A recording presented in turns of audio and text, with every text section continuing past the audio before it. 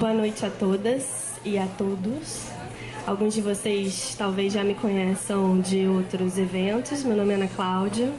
Em nome da Livraria da Travessa, eu agradeço a presença de todos vocês e das participantes da noite.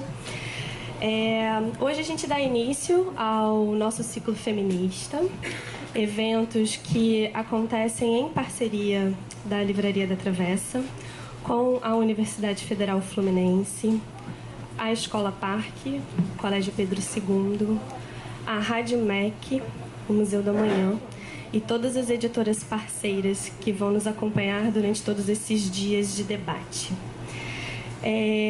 O ciclo conseguiu se construir porque todos nós entendemos que nesse momento onde se critica, se fala e se dialoga sobre o feminismo, era oportuno nós trazermos esses encontros para dentro das livrarias de forma democrática. Eu depois estendo o convite a vocês para os outros encontros que nós teremos ao longo dessa semana e até o final do mês. E hoje a gente recebe na mesa as professoras pesquisadoras Heloísa Buarque de Holanda, Inaê dos Santos Lopes e Lívia Magalhães. Lívia Magalhães é a nossa curadora máxima do ciclo e é um prazer imenso recebê-las aqui. Vou deixar a Lívia falar mais um pouquinho sobre a proposta da mesa, mas de novo gostaria de agradecer muito a presença de todos. Obrigada.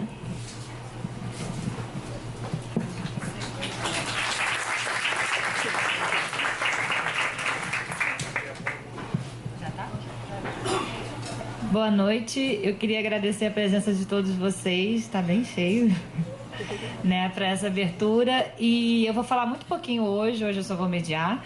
Eu queria agradecer muito à Livraria da Travessa pelo convite da curadoria, eu queria agradecer muito a Ana Cláudia, eu acho que foi muito bom, foi no meu mês de recesso de janeiro, para mim foi uma delícia, a gente trocava mensagens super empolgadas, a gente conseguiu ter até quase uma troca assim, de ideias muito interessante, a gente fazia uma proposta para outra, sempre dando muito certo, a gente chegou a um ponto de já nem consultava mais, já sabia que a outra ia concordar, e é muito bom trabalhar assim, eu fiquei muito feliz, eu sou uma apaixonada por literatura, por livros, então tá numa livraria para mim é uma coisa maravilhosa, e foi muito legal também a liberdade que eu tive para fazer esse ciclo, né?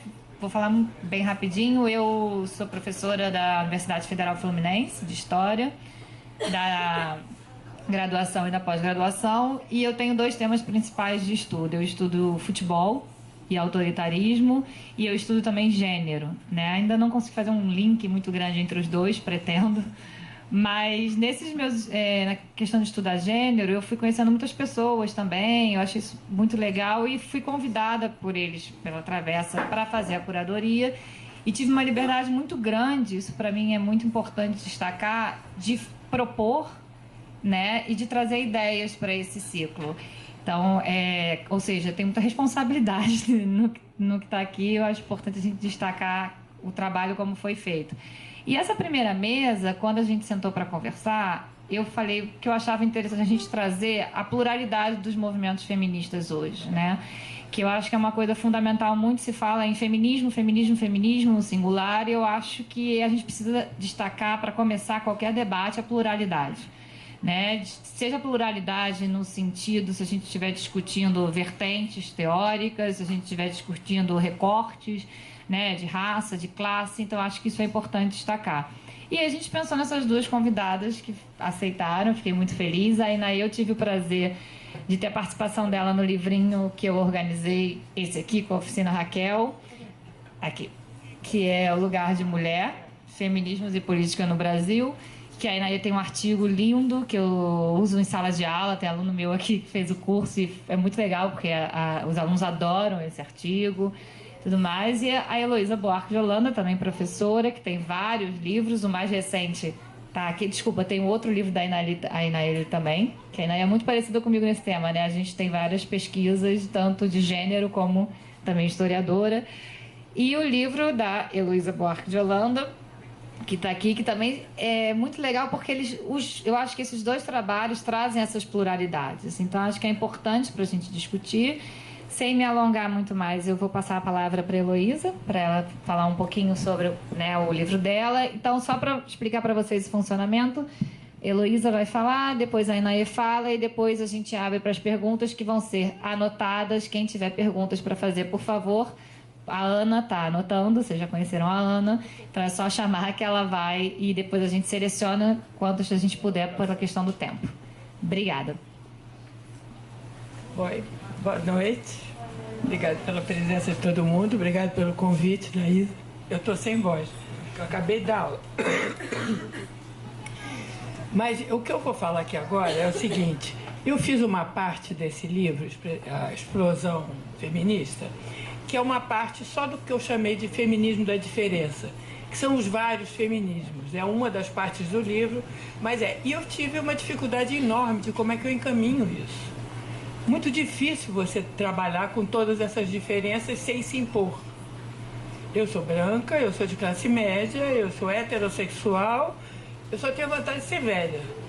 Mas é o único lugar de fala simpático que eu tenho, os outros todos são complicados. Então, como é que uma pessoa com essa posição, com esse lugar universal, branco, na hierarquia um lugar de privilégio, tá mal. Na hierarquia um lugar de privilégio, como é que eu vou mexer com todos esses feminismos que estão, sabe, segmentando e dizendo a que vem, né? Cada um tem uma demanda muito diferente. Eu fiquei espantada com realmente a diferença. A diferença do feminismo negro não é a mesma, a demanda do feminismo negro tem nada a ver com as do indígena. Tem uma coisa comum que é a mulher, mas as diferenças são maiores do que a coisa comum. Então tem vários setores e como é que eu ia lidar. Então o que eu resolvi fazer foi abrir essa parte com um artigo meu, dizendo quem eu era, assumindo o meu lugar como branca, hétero, etc. E depois encomendar para cada liderança de um movimento específico, liderança não, eu preferi gente mais jovem, porque esse livro é sobre o feminismo pós-2015. Então é o feminismo jovem, o feminismo de internet, como a gente chama. Então são as blogueiras, são as poetas novas, que também são de internet. Então é uma geração bastante específica, não se confunde com o meu feminismo, tá? Dos anos 60. Porque o meu é dos anos 60, dos anos 80 na universidade, que são momentos muito diversos desse momento agora. No meu tempo, por exemplo, não deixa eu mudar de assunto não, porque eu estou velha e eu vou embora. Você fica controlando. Mas isso eu acho importante no meu tempo, só para fazer a coisa geracional. No meu tempo, a gente se encontrava, assim, 30 pessoas, 40 era muito. 40 pessoas e a gente discutia como é que ia ser esse projeto de igualdade, esse projeto de igualdade no mercado de trabalho, esse projeto de saúde da mulher, esse projeto a gente discutia como é que ia ser. Corta, passa 50 anos. Aí você pega essa garotada da internet, eles não perguntam, eles não querem minimamente saber como é que vai ser.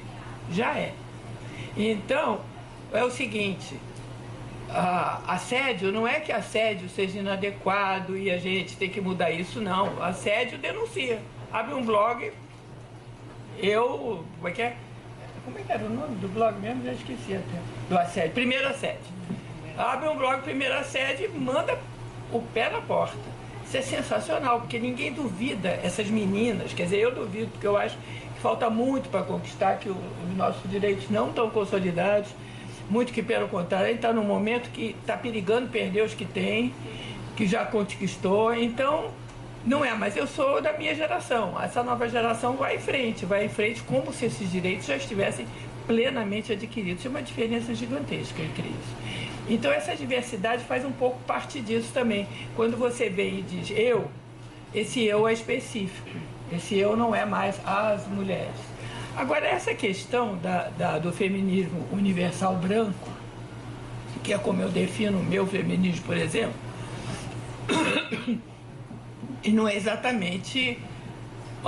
ele não passou em brancas nuvens desde o século XIX. No século XIX você já tem numa convenção de direito da mulher em Washington uma mulher negra chamada Sojourner que pergunta, vai ler? Então não vou dizer porque ela vai ler, que bom.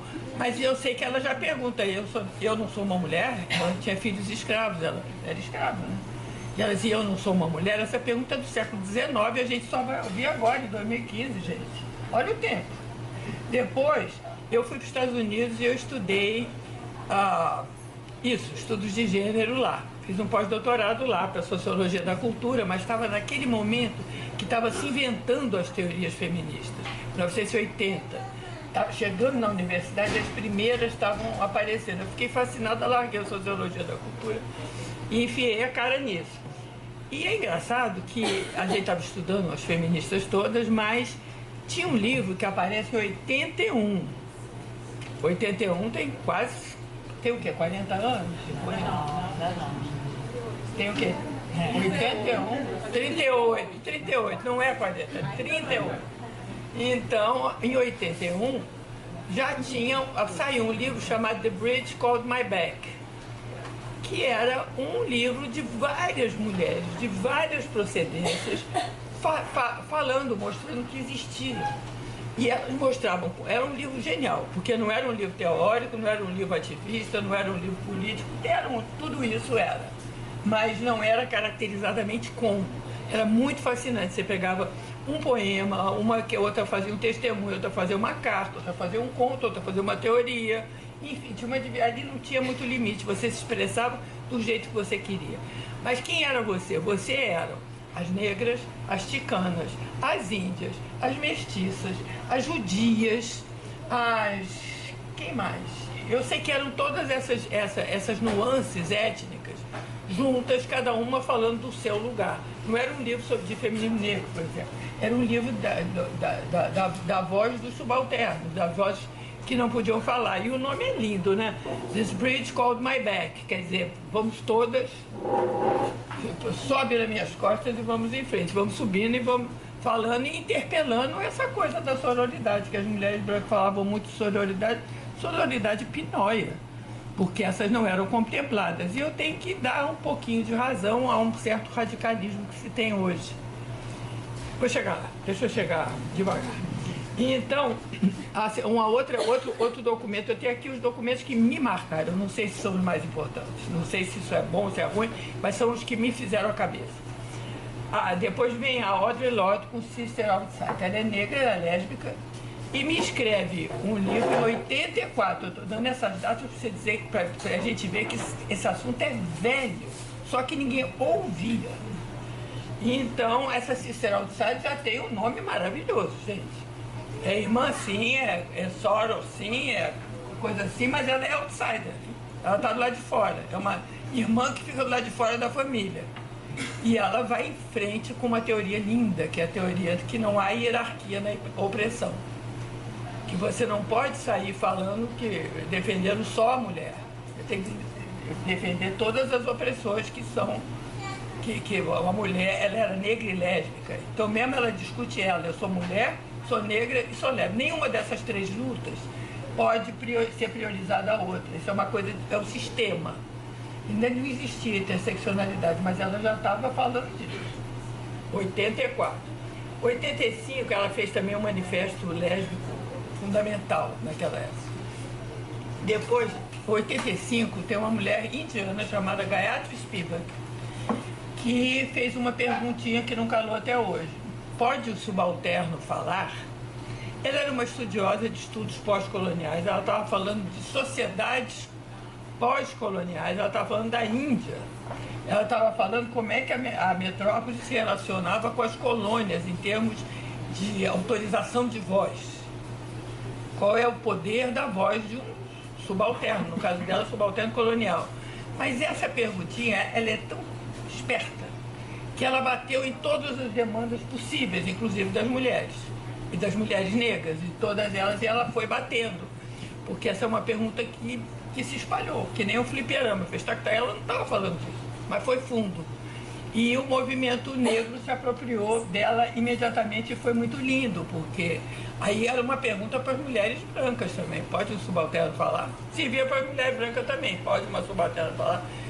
Mas basicamente serviu para o subalterno da mulher branca, que são infinitos. Então não é só o feminismo negro, são milhares, que não tem voz, né?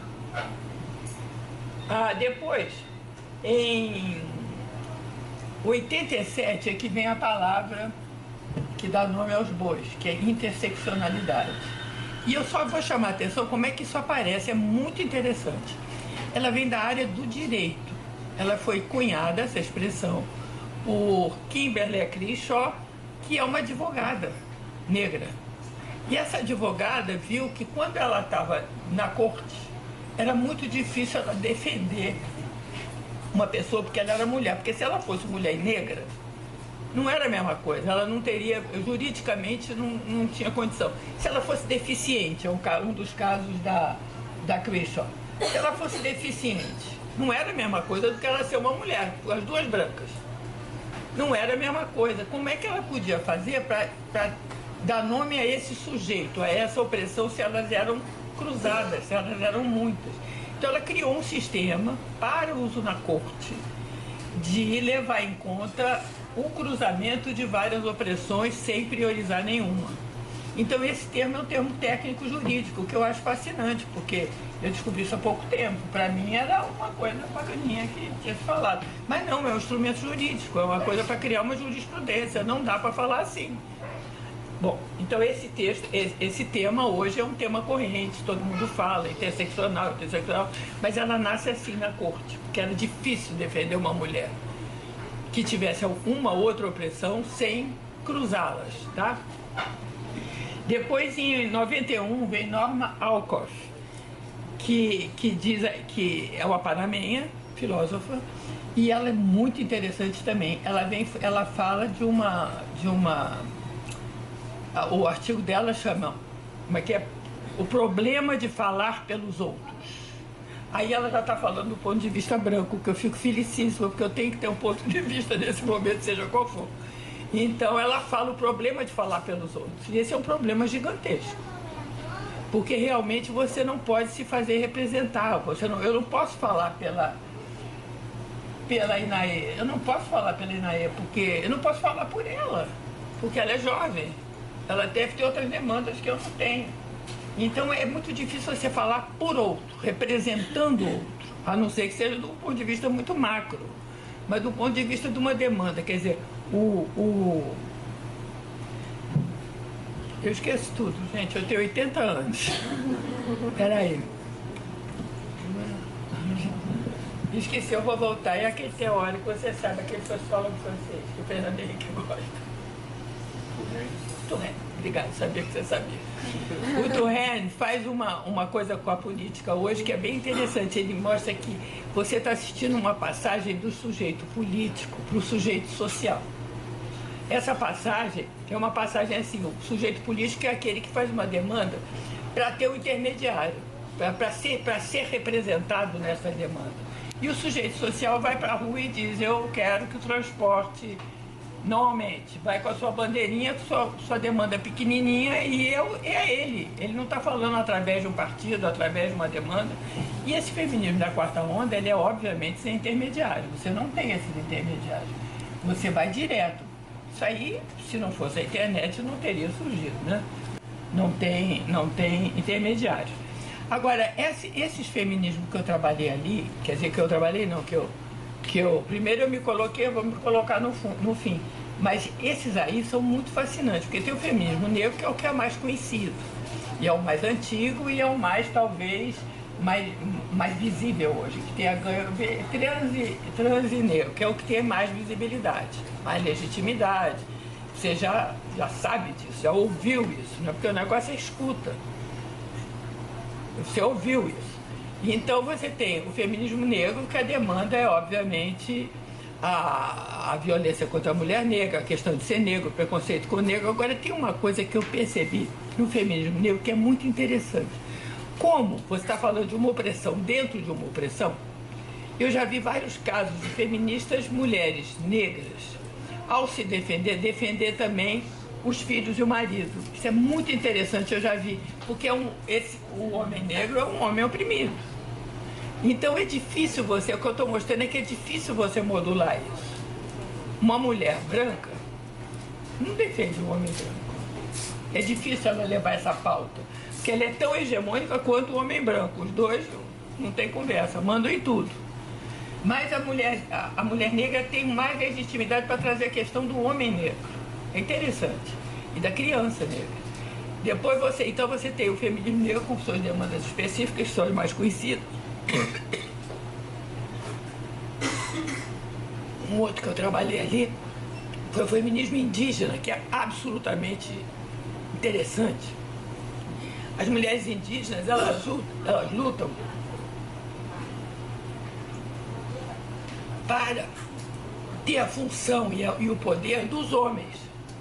Elas querem ser pajé, e já são. Elas querem lutar pela demarcação de terra diretamente. Então é uma demanda que não tem nada a ver com a demanda da Nair, nem com a minha, nem com a da Audrey, nem com as outras que eu citei. É uma demanda muito específica, que é onde a mulher se sente oprimida, porque ela não pode fazer isso. Culturalmente, você defender as terras tem um sentido para a indígena que não tem para nós.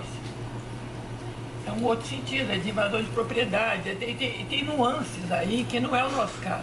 Então as lutas das indígenas são muitíssimo interessantes e diferentes das outras. Aí me aparece pela frente asiáticas. Falei, como assim? Pois as asiáticas são fetichizadas alucinadamente, eu não sabia. Os homens trabalham as asiáticas como fetiche sexual, por causa das gueixas, por causa de toda uma história do amor japonês, sei lá o que é, pé pequeno, não sei o que é exatamente. Mas tem uma coisa incrível que não tem nada a ver, ninguém fetichiza uma. Quer dizer, fetichiza a branca, a negra, fetichiza todo mundo, mas não daquele jeito, como uma bonequinha oriental. Então elas tinham isso e elas tinham um problema, quer dizer, um valor que o feminismo negro traz muito também, que é ancestralidade. É a recuperação da luta das suas bisavós, que já lutavam. Que é o caso do feminismo negro, que inclusive tem uma certa cisão num determinado momento. Você tem a luta das mulheres negras e o feminismo negro, que não é a mesma coisa. Mas a ancestralidade é uma presença, é uma força, é um instrumento de luta da mulher negra.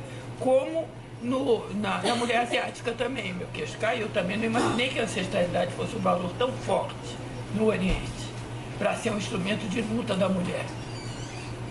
Depois, tem um que é fascinante, que é o feminismo cristão. Esse é o que eu gosto mais. O feminismo cristão é sensacional, porque o feminismo cristão é uma luta em cima da hermenêutica da Bíblia. Então, as feministas evangélicas, ou as videoartistas, enfim, as cristãs, em geral, elas disputam o poder de leitura da Bíblia com os pastores. Isso é lindo, gente. Está conversando com Deus, né?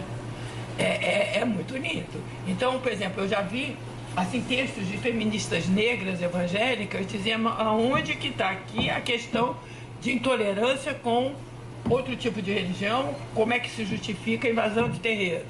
Aqui na Bíblia, na palavra, como eles dizem, né? Na palavra. Cadê a palavra? Não tem a palavra, tá? Aí vem a coisa do homossexualismo também. Cadê o homossexualismo proibido aqui? Em que linha está isso? Não acha. Então tem uma luta hermenêutica que para mim é alucinógena, é a mais bonita de todas, né? Porque uma luta é uma disputa interpretativa, né? Uma disputa... Eu acho incrível, eu fiquei também... Tudo isso foi uma surpresa para mim, eu não sabia, essas coisas não são muito ouvidas, né? É muito desesperador isso. Aí que eu chego... Aí tem o feminismo trans, o feminismo lésbico, que eu podia ir assim para adiante, para adiante, mas eu não vou. O que eu quero mostrar é que, primeiro, essa opressão tem níveis, essa opressão é entrecruzada, essa opressão é muito mais complexa do que a gente pode imaginar, tá? Depois, que, por exemplo, uma mulher branca, eu sou branca, eu sou feminista desde 1970 e eu nunca encaminhei a pauta de um problema de uma mulher negra na minha pauta. Então, como é que eu vou defender isso? Eu não me lembro de ter feito isso. A minha pauta era a saúde da mulher. A mulher era a mulher. A violência contra a mulher. Eu nunca passou pela minha cabeça, Heloísa, botar a violência contra a mulher negra, que é diferente da violência contra a mulher branca. Vamos combinar. E então, provavelmente contra a mulher asiática também, contra a mulher indígena também. Há uma gradação aí em cada tema deles. Eu não me lembro de ter colocado isso em pauta nunca. Então eu acho que agora, essa coisa que as pessoas dizem, que vai dividir o feminismo, essa briga pelo lugar de fala, né? Lugar de fala, todo mundo sabe o que é, né? Lugar de fala é isso, é o subalterno podendo se representar, né? Legitimamente se representar, sem intermediário. Então, como é que você, quer dizer, como é que essas minorias, digamos, de mulheres podem se fazer ouvidas? Se não for os gritos. Porque eu estou dizendo que em 1900, não, no século XIX, que 1900? No século XIX a outra já perguntava e eu não sou mulher e ninguém ouviu. Então ou grita agora e bota o bloco na rua ou não vai ser ouvido.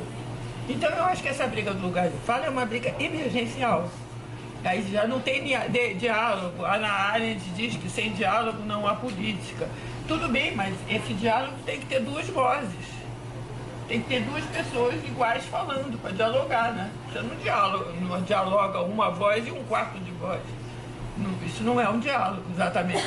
Então eu acho que é uma coisa que vai acontecer sim, não enfraquece o feminismo, não me parece. E a posição da mulher branca, ela é tenebrosa, ela é muito difícil, porque também eu me outorgo o direito de ser antirracista. E aí? Como é que eu atuo o meu antirracismo? Vou falar no lugar da mulher negra? Não posso falar no lugar, não devo. Não poder, posso até, vai falando aí, mas não devo. Então não devo falar também, quer dizer, eu não represento essa mulher. Eu não tenho essa experiência também para saber falar. Eu não sei o que é uma mulher negra, porque eu não sou negra.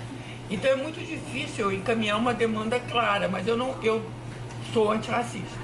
Então eu acho que a gente tem que fazer quer dizer, a mulher branca está numa situação que continua sendo de privilégio. Não há dúvida, acho que vai demorar muito esse momento do diálogo. Espero que até nem demore muito, porque as coisas estão aceleradas, né? A subida da mulher negra, mas continua morrendo, sendo assediada, levando porrada, preconceito para todo lado, isso continua. Na TV Globo tem mais atrizes, mas isso é pouco. Mas de qualquer jeito, eu acho que a mulher branca, o que eu me outorgo, esse direito de lutar pela... Eu não sou lésbica, mas eu quero defender as lésbicas, cara. O que eu faço? Então eu acho que é um lugar de fala muito difícil da mulher branca. Mas ela tem uma coisa interessante. Ela tem o privilégio. Esse privilégio pode ser instrumental. Esse privilégio pode ser não para falar pelos outros, mas para, de alguma forma, estrategicamente, em certos momentos, entendeu? Conseguir lutar por essa causa também. É muito difícil, parece uma corda bamba. Você não fica sabendo, você fica sempre assim, meio tímido, sem saber se falar. Agora eu não vou parar de falar, porque eu sou branca, classe média e heterossexual. Porque aí eu ficava muda pro resto da vida se eu não fosse velha. Porque não tem, esse lugar é um privilégio, tem que calar a boca para ouvir os outros. Mas eu não vou calar a boca. Agora, a estratégia de abrir a boca, ela é bela, porque ela é sutil, ela é política, ela é ética, ela é complicadíssima, mas eu acho que é muito estimulante também que essas pessoas que falam do lugar do privilégio comecem a se manifestar como podem, inclusive em defesa da sua própria poder falar, né? Tem que saber como, mas o que eu vejo é assim, então não falo. Então não posso abrir a boca. Como não posso abrir a boca? Eu estou interessado em que as lésbicas tenham os seus direitos, sua voz, eu quero sim. Mas é bonito, eu não sei se eu soube me expressar bem, mas é uma coisa, a complexidade do lugar da fala da mulher branca é bela. É bela porque ela caiu em si de uma supremacia de séculos e ela percebe também que ela detém um poder de legitimidade grande, que ela pode fazer um bom uso disso se tiver juízo. Então é isso. Obrigada.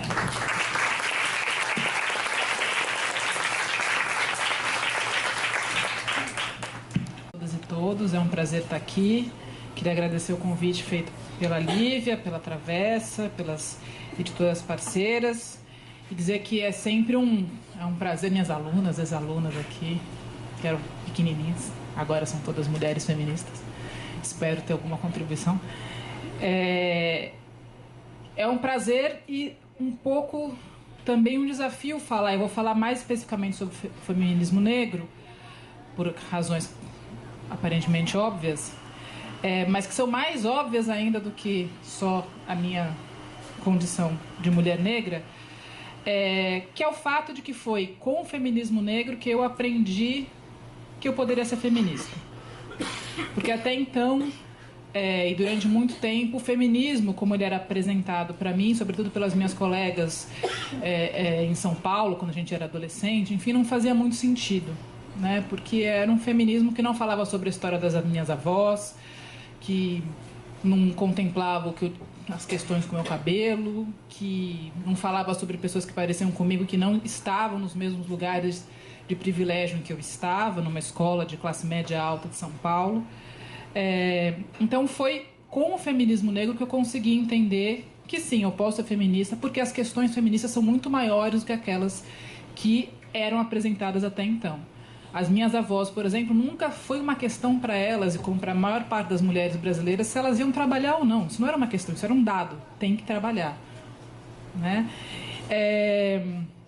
Mas eu vou fazer uso do meu lugar de historiadora também para pensar um pouco como que esse feminismo negro ele é importante para fazer um pouco o que a Heloísa falou de forma mais, digamos, pluralizada, que é entender as múltiplas possibilidades de ser mulher, né? Porque não é só uma mulher que existe. Eu acho que essa é a grande beleza desses feminismos que aparecem por aí. É mostrar que aquela ideia de uma mulher, né, do feminino, mais do que da mulher, que é construída na virada do século XIX para o século XX, ela vai falar de uma mulher muito específica, que depois vai se rebelar contra essa mesma ideia de feminino, mas que não vai abarcar todas as possibilidades e condições de mulheres. E eu gosto muito da definição da Bell Hooks, quando ela diz que o feminismo é para todo mundo, né? Eu sou uma fã incondicional da Bell Hooks, e eu concordo plenamente, é para todo mundo mesmo, porque é uma questão estrutural. O que o feminismo se propõe a fazer é uma revolução, porque sair de um lugar e transformá-lo a partir da sua raiz. E a raiz é a opressão sexista. É uma opressão que, obviamente, vai tocar as mulheres de forma muito mais intensa e de forma diferenciada, mas que também vai formar muitos homens sexistas e que, porventura, vão ser profundamente violentos e muitas vezes assassinos. Então, é uma luta, assim como a luta contra o racismo, ela é uma luta de todo mundo. Agora, como a Heloísa também falou, é preciso saber quem que vai falar sobre essa luta e da onde essa pessoa vai falar.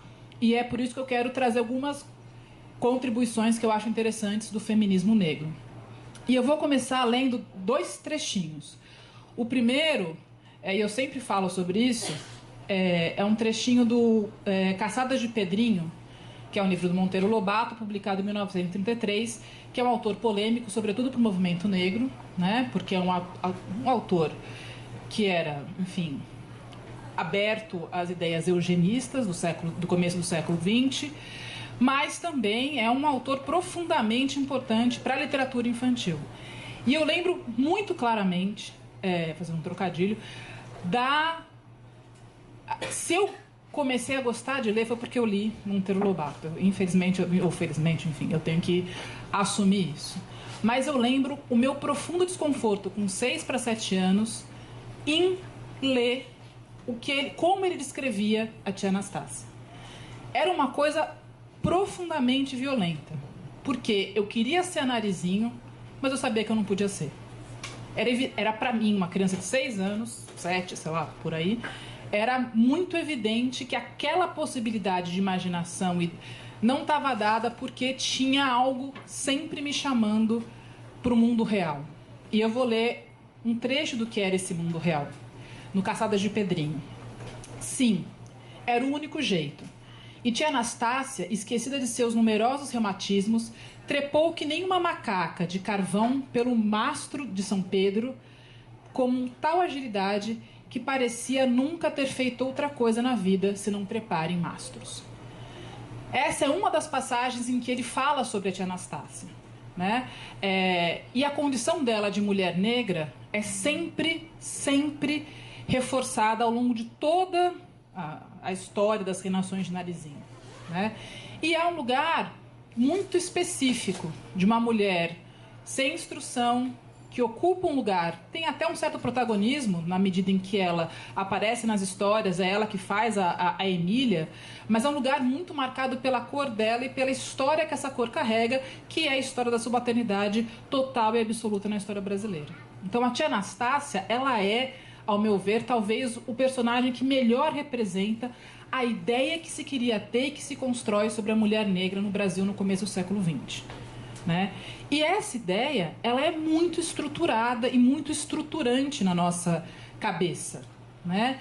A gente não acha um problema ver babás ou pessoas que vão trabalhar nas casas das famílias de classe média alta. Não existe nenhum tipo de estranhamento dessas mulheres serem, na sua imensa maioria, mulheres negras. Isso é um problema. Não há nenhum problema, quer dizer, até tem um problema com a forma como a gente se relaciona com o trabalho doméstico. Na minha opinião, a forma como a gente se relaciona, ela é ainda profundamente calcada pela nossa herança bem mal trabalhada da escravidão. A gente tem uma coisa de delegar o trabalho doméstico e não assumi-lo, né, como parte da nossa existência, que, na minha opinião, é bem complicada. Haja visto o fato de que isso não acontece em países em que a escravidão moderna não existiu, principalmente os países europeus, né? Então muita gente acha bacana ir para a Europa e, sei lá, ser garçonete durante um ano para estudar inglês ou cuidar de criança, mas essas mesmas pessoas não fazem isso aqui. Porque aqui esse não é um lugar bacana, né? Isso é um lugar socialmente muito marcado. E esse é um lugar que é marcado não só socialmente, mas como no Brasil isso sempre caminha junto, é também marcado racialmente, né? Então, a tia Anastácia, ela acabou servindo como esse manto, que é ao mesmo tempo carinhoso, né? Porque ela tem um afeto em volta dela, né? Ela faz parte da família, quase da família, que é um argumento bem utilizado e muito problemático nas relações de trabalho doméstico que a gente tem no Brasil, mas é um único lugar possível, aparentemente. E aí eu vou ler um trecho da Sojourner Truth, que é essa feminista negra que fala em meados do século XIX, ela que havia sido escrava, que tinha filhos que foram também escravizados, para a gente entender um pouco também o que é a construção de uma mulher negra e também o que é a mulher negra em ação, porque nem sempre são a mesma coisa, ainda bem. Então ela está numa convenção em Ohio, em 1851, e ela se levanta para se colocar contrária às falas que estavam sendo feitas pelos homens ali. Então é importante lembrar que nesse momento os Estados Unidos é um país ainda escravagista, e não é qualquer escravidão que tem nos Estados Unidos. Os Estados Unidos, junto com o Brasil e Cuba, eles reeditam a escravidão no século XIX. É uma escravidão muito vinculada à Revolução Industrial. Então a forma como essa escravidão ela é operada, ela num outro ritmo, diferente do ritmo do período colonial, né? Para vocês terem uma ideia, em 1776, quando os Estados Unidos viram um país independente, tinha aproximadamente 600 mil escravos nos Estados Unidos. Em 1850 são 4 milhões de escravos nos Estados Unidos, sem tráfico, né? Enfim, um tráfico muito residual. Então é uma aposta na escravidão. O Brasil faz uma aposta muito semelhante, mas os números são diferentes, porque a escravidão no Brasil ela tem as suas, enfim, idiosincrasias, e em Cuba também, mas existe, digamos assim, quase um grande acordo entre esses senhores escravistas do Brasil, de Cuba e dos Estados Unidos, em articular esse trabalho escravo, a força desse trabalho escravo. Minhas alunas estão assim, elas já sabem, né? Que eu sempre falo isso. Eu sempre falo. Isso é a Revolução do Haiti. A Revolução do Haiti hoje eu não vou falar, mas em articular essa força de trabalho com a produção industrial, tá? Então ela está nesse contexto ainda também pré-guerra de secessão, porque os Estados Unidos precisou de uma guerra civil para acabar com a escravidão, que também mostra como as relações raciais lá eram bem distintas das relações raciais aqui no Brasil. Então ela se levanta e começa a dizer: aqueles homens ali dizem que as mulheres precisam de ajuda para subir em carruagens e devem ser carregadas para atravessar valas e que merecem o melhor lugar onde quer que estejam. Ninguém jamais me ajudou a subir em carruagens ou a saltar sobre poças de lama e nunca me ofereceram melhor lugar algum. E não sou eu uma mulher? Olhem para mim, olhem para meus braços. Eu arei e plantei e juntei a colheita nos celeiros e homem algum poderia estar à minha frente. E não sou eu uma mulher? Eu poderia trabalhar tanto e comer tanto quanto qualquer homem, desde que eu tivesse oportunidade para isso, e suportar o açoite também. E não sou eu uma mulher? Eu pari 3 filhos, e vi a maioria deles ser... 13 filhos. E vi a maioria deles ser vendida para a escravidão. E quando eu clamei com a minha dor de mãe, ninguém a não ser Jesus me ouviu.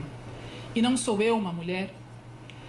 Esse texto é um texto considerado, esse discurso, né, ele foi falado, ele é considerado uma pedra angular do movimento feminista nos Estados Unidos e também do movimento feminista no Brasil, porque ele coloca justamente como que a condição da mulher negra, que naquela sociedade, né, de forma geral, na sociedade americana, é sempre... Sociedade americana, quando eu falo América, eu estou falando no continente todo, tá, gente? Estados Unidos, América, tudo.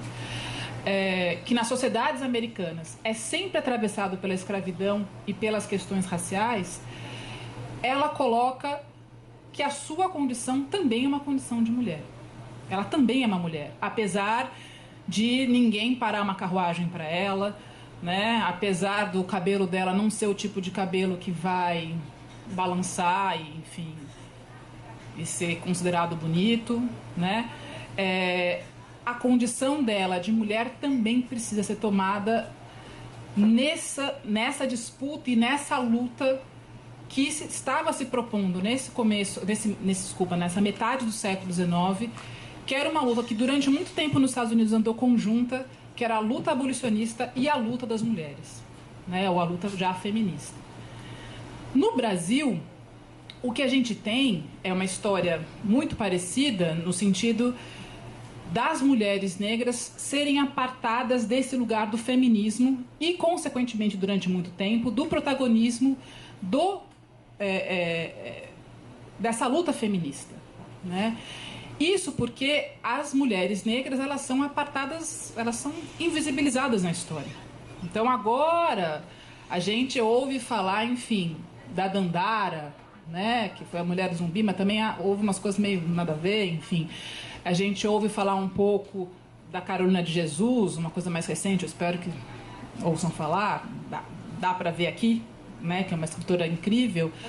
A gente ouve falar da Lélia Gonzalez. A gente tem uma questão que é atual e que talvez seja uma das coisas mais chocantes, que é o caso da Marielle, né, que foi uma mulher assassinada e que eu espero que não restem dúvidas que esse assassinato foi feito da forma como ele foi feito, porque era uma mulher negra, pobre, oriunda da favela, né? Isso não pode se perder dentro das outras questões que, claro, de esquerda, que defende uma série de questões de inserção social de uma população que está historicamente apartada, mas a forma como o poder se relaciona com a mulher negra é radicalmente diferente da forma como ele vai se relacionar com o homem branco. O Freixo está vivo. É isso. Não tem recado. E eu lembro, porque foi uma coisa que me chocou profundamente, o assassinato da Marielle, bom, todo mundo, né? Enfim, eu espero que tenha ficado chocado. Me chocou ele ter ficado assustado. Porque ele já recebeu inúmeras tentativas, mas ele é avisado, tipo, amigo, fica esperto. Mais um. Com a mulher negra não tem essa. Acabou. E mata.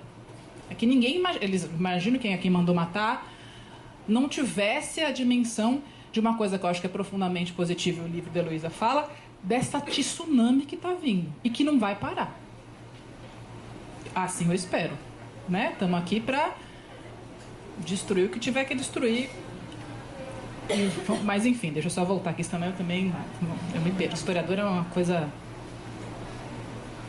Bom, então, e esse apagamento da mulher negra na história do Brasil, ele é, claro, fruto desse patriarcado e do machismo que nos estrutura, mas também dessa clivagem, né, que a gente chama hoje de interseccionalidade, que é o racismo. Então a gente tem duas questões muito estruturantes da sociedade brasileira, e as mulheres negras acabam sendo afetadas diretamente, constituídas, o que é pior também, por esses dois pilares da nossa sociedade. O fato delas serem mulheres e o fato delas serem negras. Eu não sei o que é pior, do ponto de vista da exclusão. Já me perguntaram o que eu acho. As pessoas me perguntam umas coisas que são super engraçadas. Você acha pior ser mulher ou ser negra? Eu falo, não sei. Ser negra nos Estados Unidos ou no Brasil? Eu falei, não sei. Umas perguntas meio... Mas eu tendo a achar que a questão racial também vem com uma força muito profunda, né? E gosto muito de ouvir a Heloísa falando quando ela se coloca como uma mulher branca.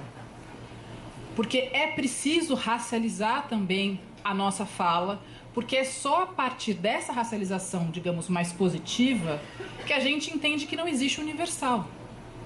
Quer dizer, ele até existe, somos seres humanos, a gente está tentando chegar nesse universal, mas ele é o horizonte, ele não é a realidade, né?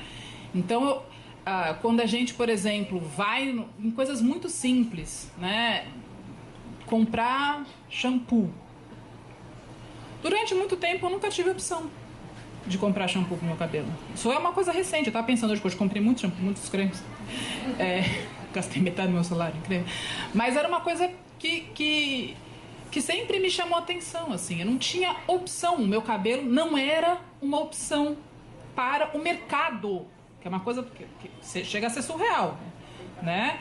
Tanto que tem uma galera ganhando um dinheiro bom agora. Mulheres negras que estão, e homens também, né? Que estão investindo nessa área de... Né, novos tratamentos para cabelos, vários tipos de cabelo crespo, porque cabelo crespo também não é um só, são vários, e entender que isso, enfim, além de falar sobre um grupo que é enorme da sociedade brasileira, né, dá dinheiro, que enfim, acho que para muita gente isso é mais importante, mas para mim não. Para mim é importante eu chegar numa, enfim, uma prateleira de qualquer farmácia e conseguir achar pelo menos 2 tipos de shampoo e falar mal dos 2, por exemplo. Ou comprar um deles, né? São coisas muito simples que durante muito tempo foram absolutamente negadas para a maior parte das mulheres do país, que são mulheres negras. E aí eu estou pensando negras, pardas, enfim, né? Que é um conceito. Ser negro no Brasil também é um guarda-chuva que envolve muitas coisas e muitos lugares de pertença. Isso porque a gente também não está falando das mulheres indígenas, né, que historicamente estão num lugar muito pior, que é no lugar da não existência. Não existe índio no Brasil pra gente. Que a mulher negra ela é invisibilizada. Ou seja, em tese a gente pode abrir um espaço, e as mulheres negras têm feito isso, né, escancarando as portas todas, para fazer valer a sua voz, as suas trajetórias. Mas a mulher indígena não é nem personagem possível. Quantas histórias de mulheres indígenas a gente conhece? Pouquíssimas. A história do Brasil, né? Quantas comunidades indígenas a gente sabe que existia aqui? A história do índio no Brasil é um negócio assim, é o grande... Né? A história indígena, na verdade, que foi feito com os indígenas, é o maior holocausto da história da humanidade. Nunca morreu tanta gente em tão pouco tempo, né? Então, é uma ferida que nem se chega ainda. Mas eu acho que pensar a condição do feminino a partir do lugar da mulher negra é também uma possibilidade para a gente alargar essa ideia de mulher e pensar não só nas trajetórias possíveis de muitas mulheres negras, e isso também tem uma outra implicação que é muito séria, que é a implicação de classe. Porque também é muito fácil, eu estou aqui falando, mas eu sou uma mulher negra, que eu sou exceção, mas eu sou da classe média, eu estudei em escola bacana, eu, enfim, viajei, eu posso comprar o shampoo caro, né? Mas eu sou exceção, eu sei disso, né? Então a gente tem que ter um feminismo que atravesse a área de serviço. Ele tem que chegar na área de serviço. E isso é muito complicado, porque isso vai nos colocar num lugar, muitas vezes, de opressora. Muitas vezes. Mesmo eu tendo toda o discurso e toda a crença de que eu estou numa luta por igualdade. Mas ou a luta é para todo mundo, ou, na minha opinião, não vai levar muito a lugar nenhum. A gente vai ter uma modinha, aí é legal ser feminista, e enfim, aí vira, sei lá, é um estilo de vida que a Bell Hooks chama, né? Pode ser um estilo de vida. Estilo de vida é ser hippie, sei lá, né? Isso é um estilo de vida, ser vegano, isso é um estilo de vida. O feminismo tem que ser uma escolha política. E é uma escolha política que a gente tem que fazer todos os dias quando a gente acorda, quando a gente vai dormir. Ser antirracista é uma luta política de todos os dias. É que pra mim é muito fácil, porque eu sou uma mulher negra, então é o meu lugar de existência. Que é, às vezes, muito chato, mas é o meu lugar de existência. Então, não existe a possibilidade de eu entrar no lugar e não contar quantos negros tem ali. Não existe. Qualquer lugar que eu vou. Eu vou na padaria do meu bairro, eu vejo só tem eu. Ou são outras duas atendentes. Se eu vou no supermercado, se eu vou no aeroporto, enfim, se eu tô aqui, eu tô contando. Tô feliz que tem muito mais do que eu imaginava, tem muito mais do que teria há um tempo atrás, mas não são 50%. Ainda não são. Digamos, urbanístico de transporte, mas que tem uma carga simbólica. A gente está no coração da Zona Sul do Rio de Janeiro. Eu tenho uma avó, que é a minha avó negra, que ela não me visita, porque eu moro na Zona Sul do Rio de Janeiro. Para ela, é o lugar para onde ela ia trabalhar. Não é o lugar que ela pode frequentar, que ela pode tomar um café na padaria. É o lugar de trabalho. Então ela não vai, né? Então, a minha fala é meio... a tentativa dela é de mostrar como que o feminismo negro, no Brasil sobretudo, né, por causa da nossa realidade, nossa estrutura histórica e social, ele pode ser tomado, e eu espero que ele seja, sobretudo pelas mulheres brancas, que são as mulheres que durante muito tempo tiveram e ainda detêm esse privilégio de estar à frente da luta feminista, né, de mostrar que existe uma pluralidade de pertenças desse lugar de ser mulher. E que essa pluralidade ela precisa ser incorporada, ela precisa ser fazer parte do todo, né? O todo, enfim, é maior que a soma das partes, mas e na verdade é justamente isso. Na minha opinião, a luta feminista, ela tem, como disse a Bell Hooks de novo, tem que ser uma luta de todo mundo, porque existe um problema maior que atravessa o fato de eu ser uma mulher negra, de eu ser uma mulher indígena, de eu ser uma mulher trans, de eu ser uma mulher negra e lésbica, de eu ser uma mulher branca e lésbica, enfim, das muitas possibilidades de ser mulher, que é a estrutura sexista que nos organiza.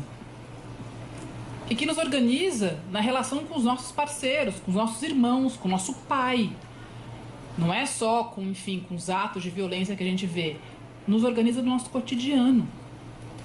Então, se a gente não estiver atenta para esse caráter estrutural, acho que a gente perde muito do que o feminismo pode ter de transformador, de revolucionário, no sentido mais positivo da palavra, que é ir no problema, na raiz da questão e trazer mudanças positivas, que eu não sei exatamente quais são, né? Porque é muita coisa que precisa mudar. Eu acho que muita coisa já mudou, mas eu também não sei quanto tempo isso vai durar ou quanto tempo ainda precisa para uma nova onda.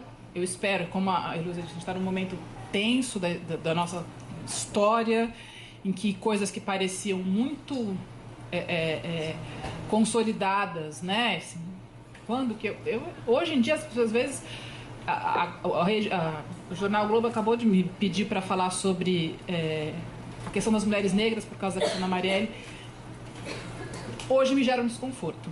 Não sei se eu devo falar. Não, é uma exposição, eu estou aqui, uma mulher grávida, não sei. Eu não sei o que pode acontecer.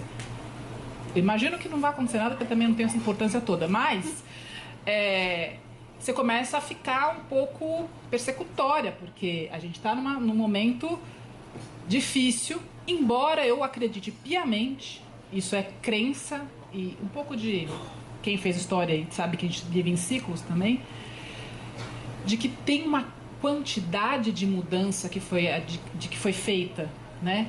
E de transformações que ninguém tira da gente. Pois é, o que me deixa menos desesperançosa em colocar mais uma criança no mundo é ter a certeza de que não tem coisas que não dá para tirar. Que se quiserem, teremos problemas sérios. Estão tentando. A gente já está tendo problemas sérios e esses problemas podem ganhar uma radicalidade que nem sempre é positiva, mas pode ganhar essa radicalidade. Então, para fechar, porque eu também, né, tenho que ter espaço para as perguntas, o feminismo negro, para mim, ele acabou se tornando um lugar de aprendizado. Não só porque eu aprendi a história de muitas mulheres negras, sobretudo mulheres que viveram nessa condição de escravidão, porque é com isso que eu trabalho com a história da escravidão e do começo das relações raciais do século XX, né? Então tem várias, dá para pegar muitas histórias de muitas mulheres interessantíssimas sobre as quais a gente nunca ouviu falar, mas também porque o feminismo negro descentraliza, ele desuniversaliza a ideia de feminino e mostra que existe essa, enfim, pluralidade que precisa ser incorporada para que todo mundo se engaje nessa luta, obviamente, em lugares distintos, porque a gente não ocupa o mesmo lugar, e ainda bem que a gente não ocupa esse mesmo lugar, que também chega de uma chatice, mas o que a gente quer alcançar é a igualdade de direitos. E isso a gente não pode perder de vista. É isso. Obrigada.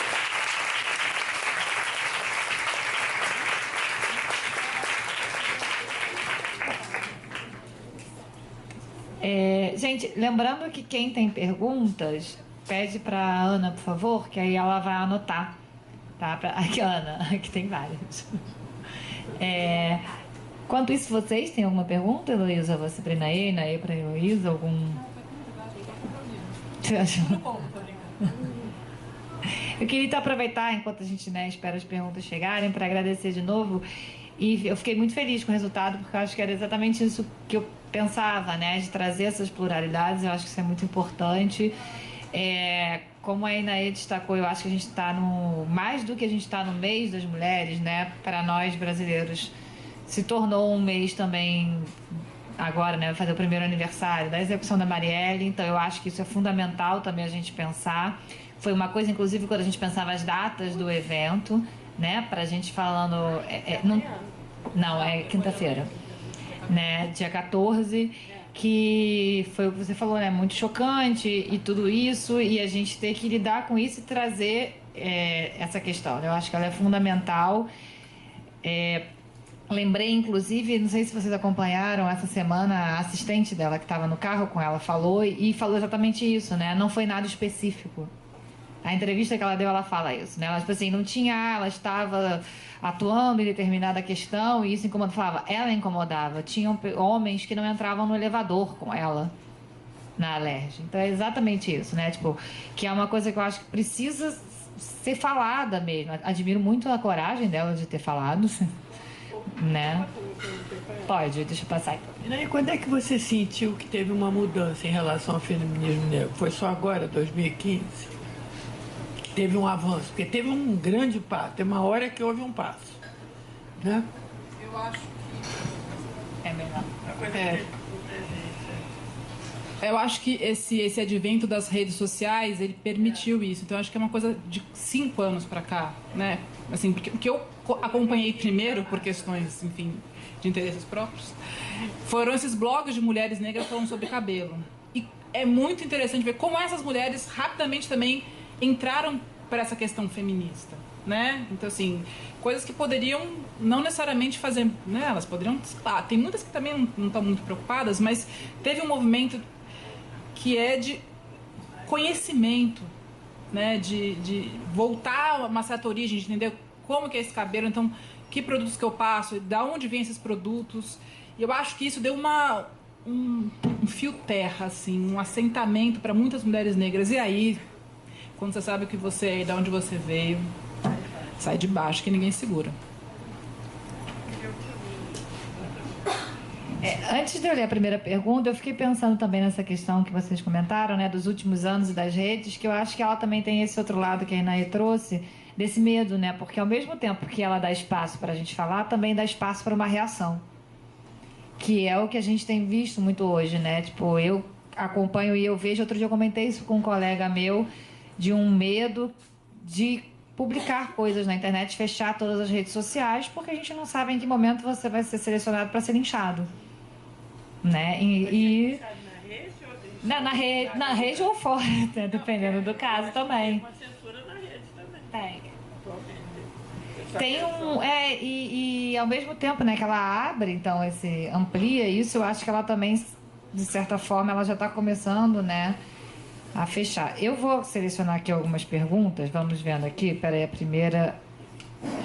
primeira pergunta, eu vou aproveitar até fazer uma propaganda da próxima, de uma mesa que a gente vai ter, porque ela é sobre maternidade. Então, a gente vai ter uma mesa sobre maternidade, aproveito para convidar vocês na semana que vem, na Travessa do Leblon, na terça-feira também, tá? Que a pergunta, e eu passo para vocês, reconhecem o lugar da maternidade como a fonte de poder da mulher para brigar por seus direitos? Vamos ceder a primeira palavra a ela que já está grávida, Eu acho que isso vai da escolha de cada mulher, porque a maternidade ela tem que ser uma opção, né? Enfim, eu acredito que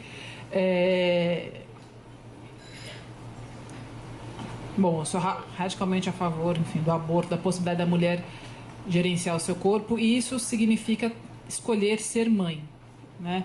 Agora, dificilmente quando você vira mãe, isso não te consome inteiramente, porque é a maior revolução pela qual uma mulher, eu imagino, passa, enfim, do ponto de vista hormonal, né? Uma coisa que você deixa de ser o centro, você não pode fazer mais nada porque você tem né? Enfim, é muito bom, mas também é um negócio um pouco impactante.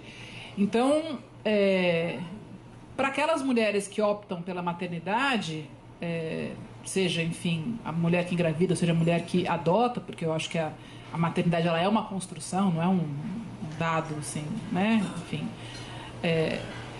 isso vai acabar reverberando, porque você tem que lidar com esse ethos, né? Do que é ser mãe, a boa mãe, né?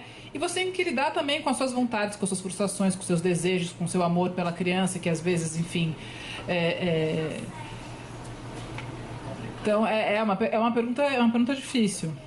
Mas eu vou falar, então, no meu lugar. Eu estou tendo segundo filho. Eu acho que, no meu caso, passa, sim. Mas assim, tem mulheres que encampam muito isso, e que a vida, até profissional, muda. No meu caso, isso não aconteceu. Eu gosto bem da minha vida profissional e amo incondicionalmente minha filha, e imagino que esse aqui também. Mas eu faço uma separação, digamos assim, né?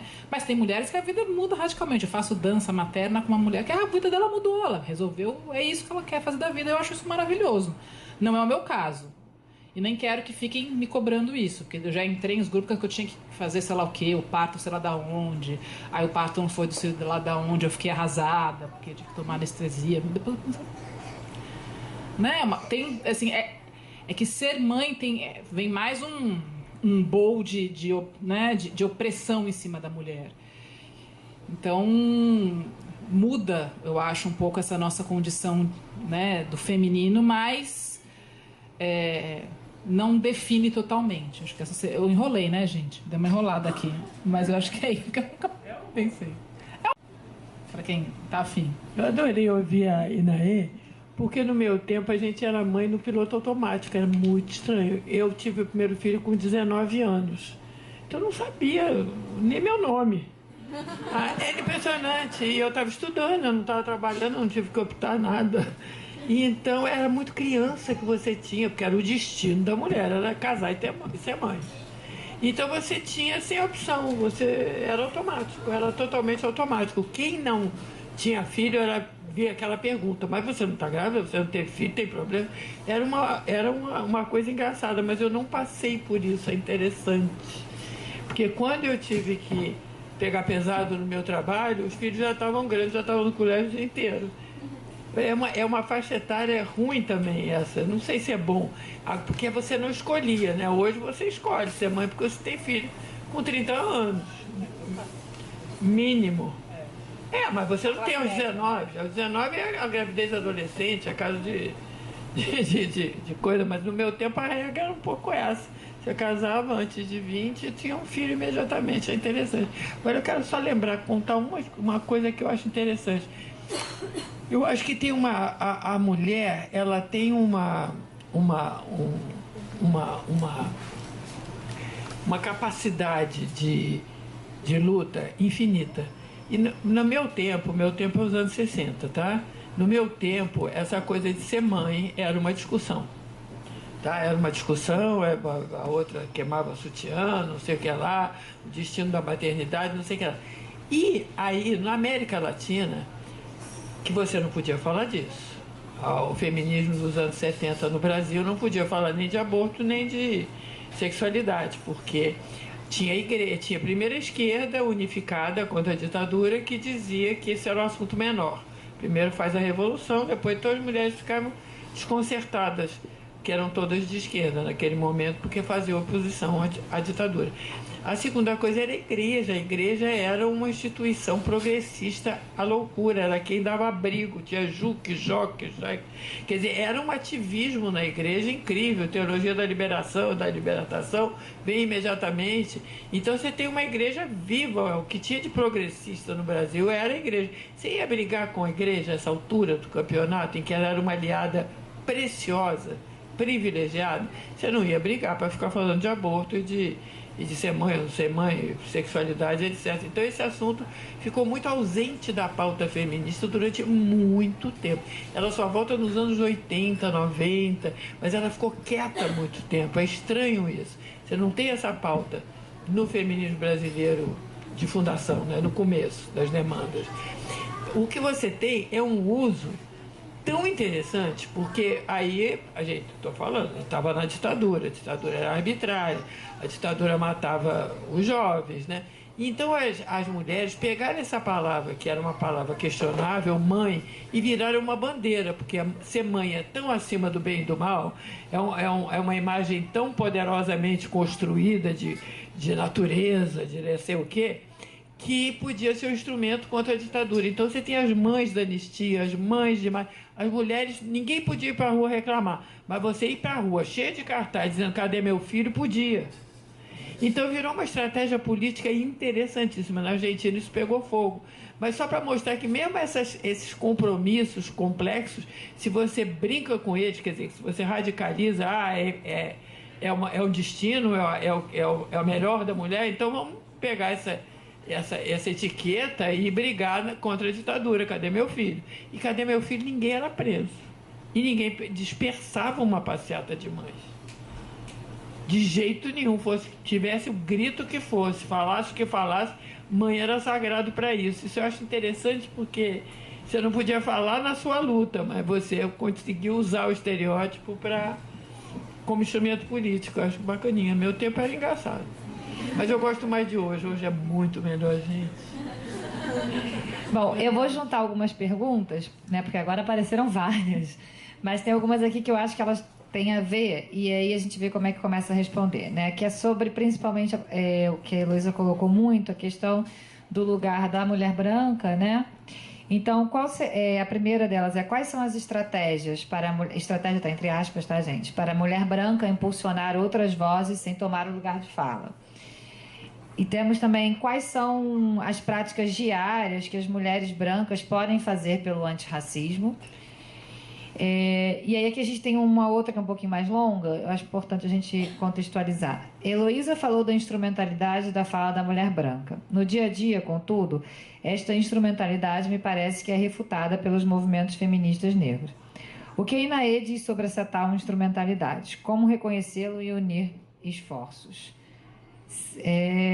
Acho que seriam essas três, mais ou menos, sobre esse assunto. Vamos passar para a Inaê para a gente poder ir alternando. Tá, primeiro sobre mulher... Gente, eu tô grávida.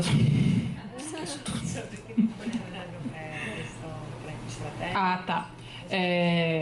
Bom, eu acho que eu gosto de uma palavra que também um pouco de um sentimento que serve para pensar tanto a questão da mulher negra pela questão do feminino e feminista e também pela questão antirracista, que é o estranhamento, né? Eu acho que cabe à população branca, primeiro ela tem que reconhecer que existe uma estrutura de privilégio. Se não entender isso, a gente nem começa, vai ficar achando que é legal e vai aquele discurso, mas eu tenho um amigo negro, mas eu já namorei um menino negro.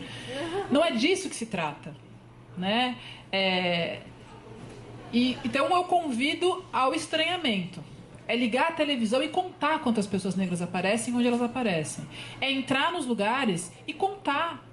Você tem que começar a entender que existe uma estrutura. E é matemático. A gente tem 54% da população se autodeclarando negra. Onde estão essas pessoas? Onde estão?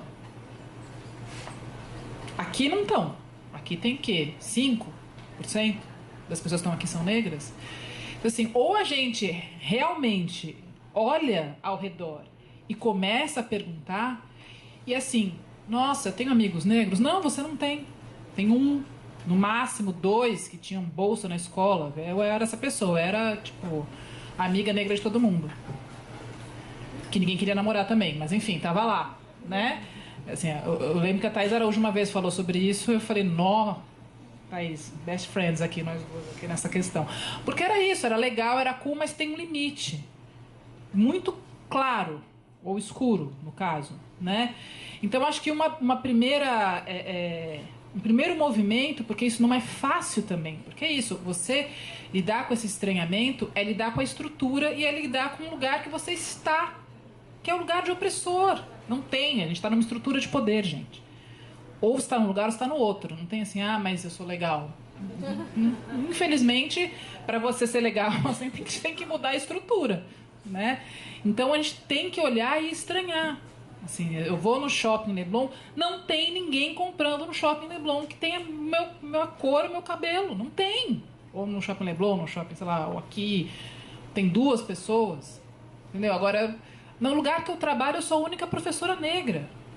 E não é porque eu trabalho num lugar elitizado, quer dizer, é óbvio que é porque eu trabalho num lugar elitizado, mas se eu entrar numa universidade pública, a realidade não vai ser muito diferente. Talvez seja a mesma, provavelmente. Né?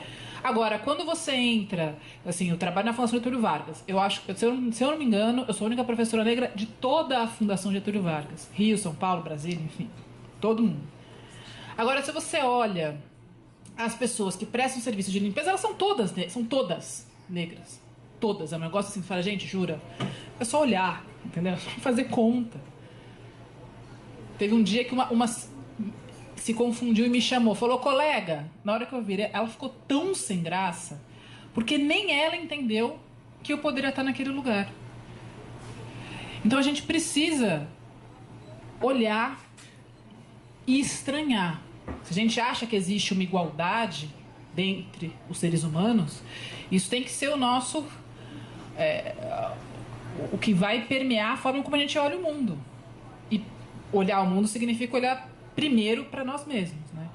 Então acho que essa seria a primeira dica, o primeiro movimento, que é entender o lugar em que a gente está dentro dessa estrutura, que é uma estrutura desigual e combinada, como diria o Trotsky, mas é isso mesmo, é uma estrutura desigual e combinada, que funciona muito bem, vem funcionando muito bem há muito tempo, e que está sendo, nesse momento, muito questionada por segmentos específicos, sobretudo pelas mulheres, né? Então acho que eu convido a esse esforço, né? Além de prestar atenção também, sei lá, o Brasil tem essa coisa... No Brasil não, né? Mas enfim, vou falar do Brasil porque é onde a gente está. Da linguagem, né? Teve uma vez que eu tava lendo a biografia do Malcolm X e tinha o termo denegrir. Eu falei, vocês estão de sacanagem comigo. O termo denegrir na biografia do Malcolm X. Eu falei, não, gente. Eu liguei o editor, não pode. Não pode, entendeu? Então tem termos que a gente usa, samba do crioulo doido, que são coisas que são historicamente construídas, que a gente naturaliza, que não tem problema nenhum. Tem problema sim. Eu me incomodo, não gosto. Sou uma mulher negra falando que eu não gosto. E acho que a grande parte das mulheres e homens negros não gostam disso, né? Mas naturaliza. Porque, qual o problema? O problema é que quando você racializa só um segmento da sociedade, você está fazendo uma diferenciação. Ninguém fala o branquinho, mas todo mundo fala neguinho não sei o quê, neguinho... O neguinho sempre faz merda e o neguinho, desculpa, português, e o neguinho nunca é negro, na grande maioria das vezes, além de tudo. Então a gente precisa tomar cuidado com como a gente fala. Eu tenho uma amiga, eu sempre conto essa história, que ela é minha amiga branca, e sei lá, acho que eu esqueci o aniversário dela, né, Fernanda? Eu sempre conto essa história. E eu liguei, sei lá, 2 dias depois, ela falou, ai amiga, você tá na minha lista negra. Eu falei, essa é a única lista que eu posso estar. Aí ela ficou assustada. Eu falei, eu sou negra, só posso estar na lista negra, né? Você deve ter a lista das amigas. Aí ela ficou, porque é isso, é desconstruir a ideia de que as coisas são naturalizadas, não tem problema. Tem muito problema. Então a gente precisa... antes de pedir grandes revoluções, né? A grande revolução tem que começar por nós mesmos, olhando do lugar que a gente está, que não é o mesmo, né? Então a gente tem que desconstruir esse lugar, entendendo em que posição a gente está. Acho que seria isso. E a outra... A instrumentalidade de reconhecer e unir os esforços. Eu acho que é um pouco... Na verdade, eu acabei respondendo tudo meio junto, né? Assim, eu parto do pressuposto, eu tenho uma análise bem... Assim, um olhar bem estrutural para a sociedade de forma geral. É isso. Eu curto um Marx. Tá? Acho que ficou evidente, né? Embora tenha várias questões com ele, tá? Tio Marx, ninguém está isento. Então, o tio Marx também tinha seus problemas ali. Mas eu acho que ele propõe um olhar para a sociedade, sobretudo a sociedade recente, capitalista, né? Que é muito interessante, porque pensa a parte das estruturas. Só que a gente tem um problema, que esse é o problema do Marx. O racismo vem antes do capitalismo.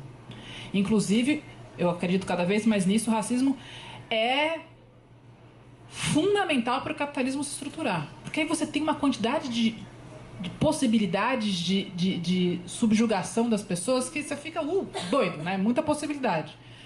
E as pessoas também vão se sentindo subjugadas a partir desses lugares em que elas estão. Então, o racismo, ele é muito, muito bem-vindo, né? Ele é o chão a partir do qual esse capitalismo vai se estruturar, porque aí é maravilhoso, né? O racismo resolve um monte de problema. Porque ele fala, aí vai começar a luta contra o capitalismo, mas aí é negro, tem um problema, é o branco, pobre, aí, né? Enfim, o problema é de raça, não o problema é de classe, aí começa aquela discussão toda, ninguém vai para lugar nenhum, porque fica lá, né? Então, acho que é muito importante que a gente tenha essa noção de estrutura. E, de novo, a gente está numa estrutura de poder. Poder, as pessoas ocupam lugares ou com poder ou sem poder. Você tem que saber onde você está. E a partir daí você vai poder, enfim, mudar. Eu acho uma coisa que é muito curiosa, não sei se vocês já perceberam isso, que se uma pessoa branca denuncia o racismo, essa denúncia é muito, mas muito mais bem aceita do que se uma pessoa negra denuncia o racismo. Não existe comparação possível. É só ver o menino Galeasso, não sei o nome dele. Isso. Né, que adotou é Titi? Não sei, gente, eu acompanho não muito, né? E que ele encampou a causa, que eu acho uma coisa muito interessante. Assim, o lugar que ele fala e a escuta que ele tem, não sei quantas vezes maior e mais potente para a grande estrutura do que qualquer mulher ou homem negro já teve. Isso, assim, eu espero que ele tenha essa consciência, mas acho que ele não tem. Enfim, dá uns livros para ele ler. Mas, não, porque ele também... E tem isso, né? O racismo e o machismo, eles trabalham também com essa profunda ignorância que a gente tem sobre as coisas, né? Eu lembro quando dava aula, eu tenho umas alunos aqui, para os meus alunos era difícil entender. Tudo bem, eles eram pequenos, acho que às vezes eu forçava uma barra, mas tudo bem. Que o mundo deles tinha essa desigualdade, né? Porque estava tudo bem. A princípio, né? A questão afetiva estava razoavelmente bem, né? Eu lembro que eles amavam, todos eles, um dos B10 da escola, mas assim, Edinho, né? Forever. Que é uma das figuras mais legais, mas não tinha uma...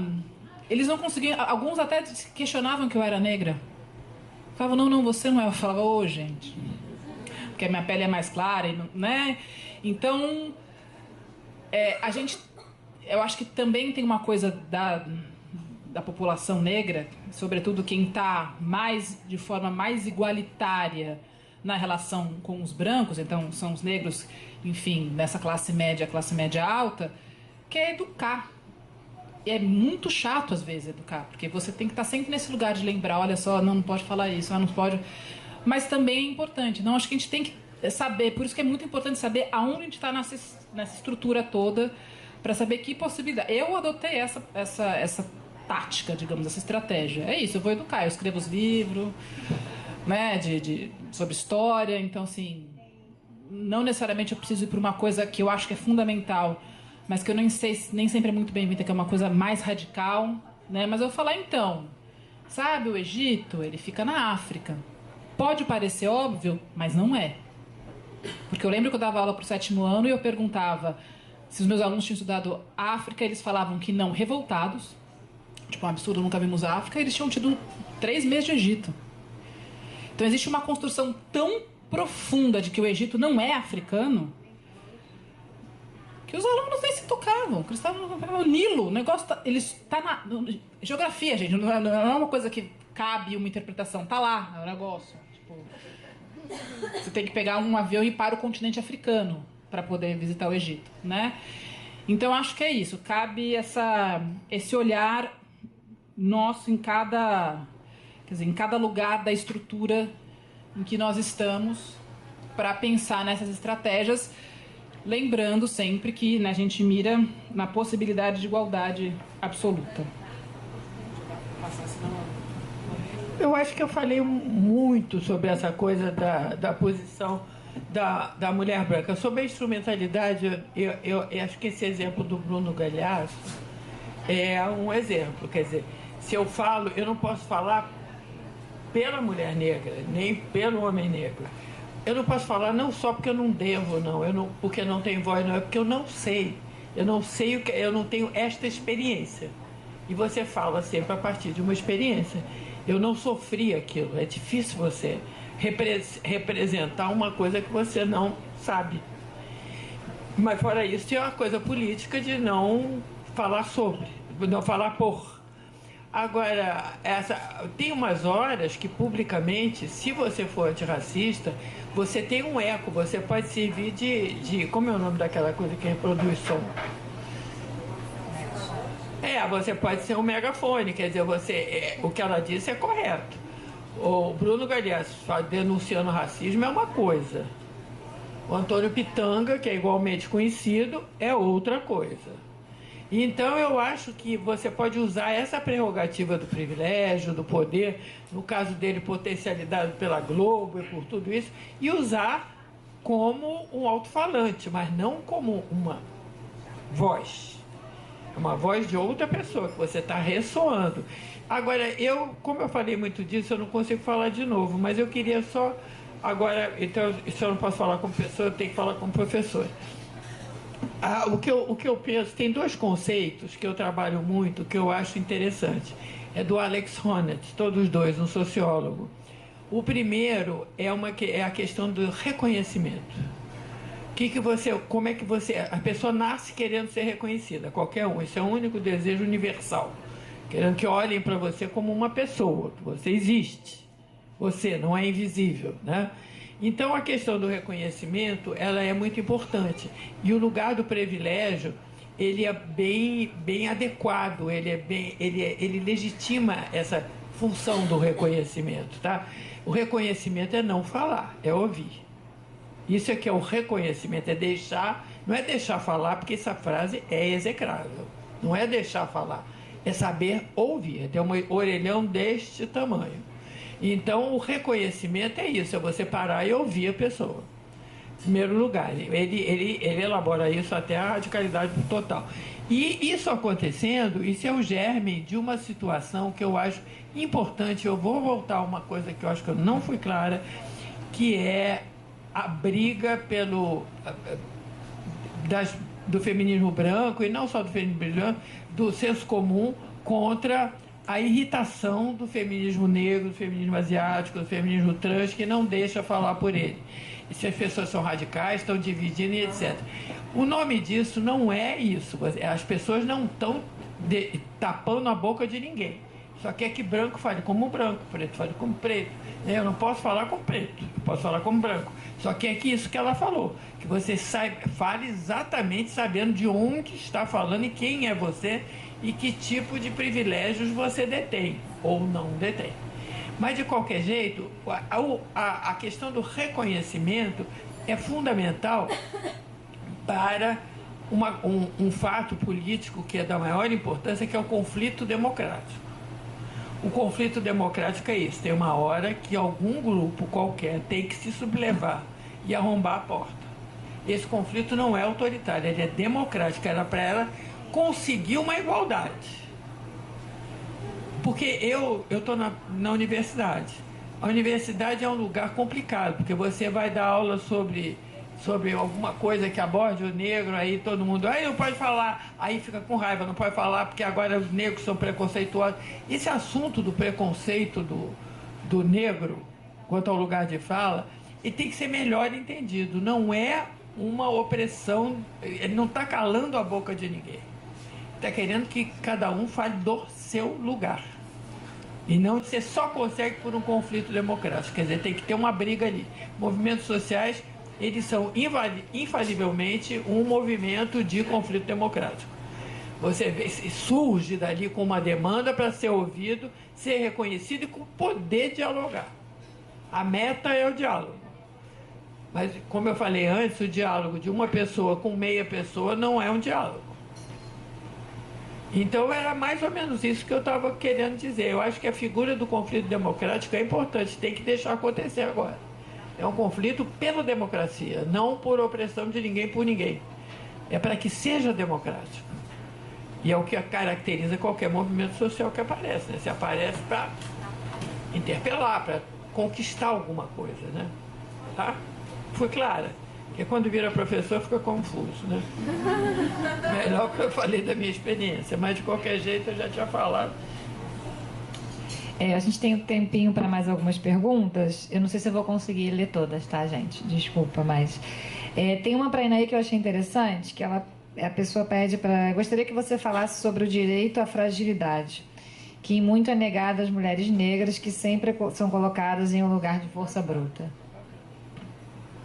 Eu agradeço essa pergunta, porque ela aponta como existe uma ideia já sobre a mulher negra, né? E é o lugar... que é um pouco até o lugar da tia Anastácia lá atrás, fortona, que segura a onda, que, enfim, faz a comida, que a mulher negra é mais forte, né? Porque ela aguenta o tranco. Não. Até aguenta, mas isso tem um preço, isso custa, né? Uma das coisas talvez mais significativas desse imaginário sobre a força da mulher negra está justamente no fato de que as mulheres negras recebem menos anestesia no parto. É um negócio que é surreal. As mulheres negras recebem menos anestesia no parto porque se tem essa crença de que as mulheres negras são mais fortes. Então elas aguentam mais a dor, elas suportam mais a dor, né? Seja por uma condição física, que é um negócio que a gente volta para a eugenia do século XIX, né?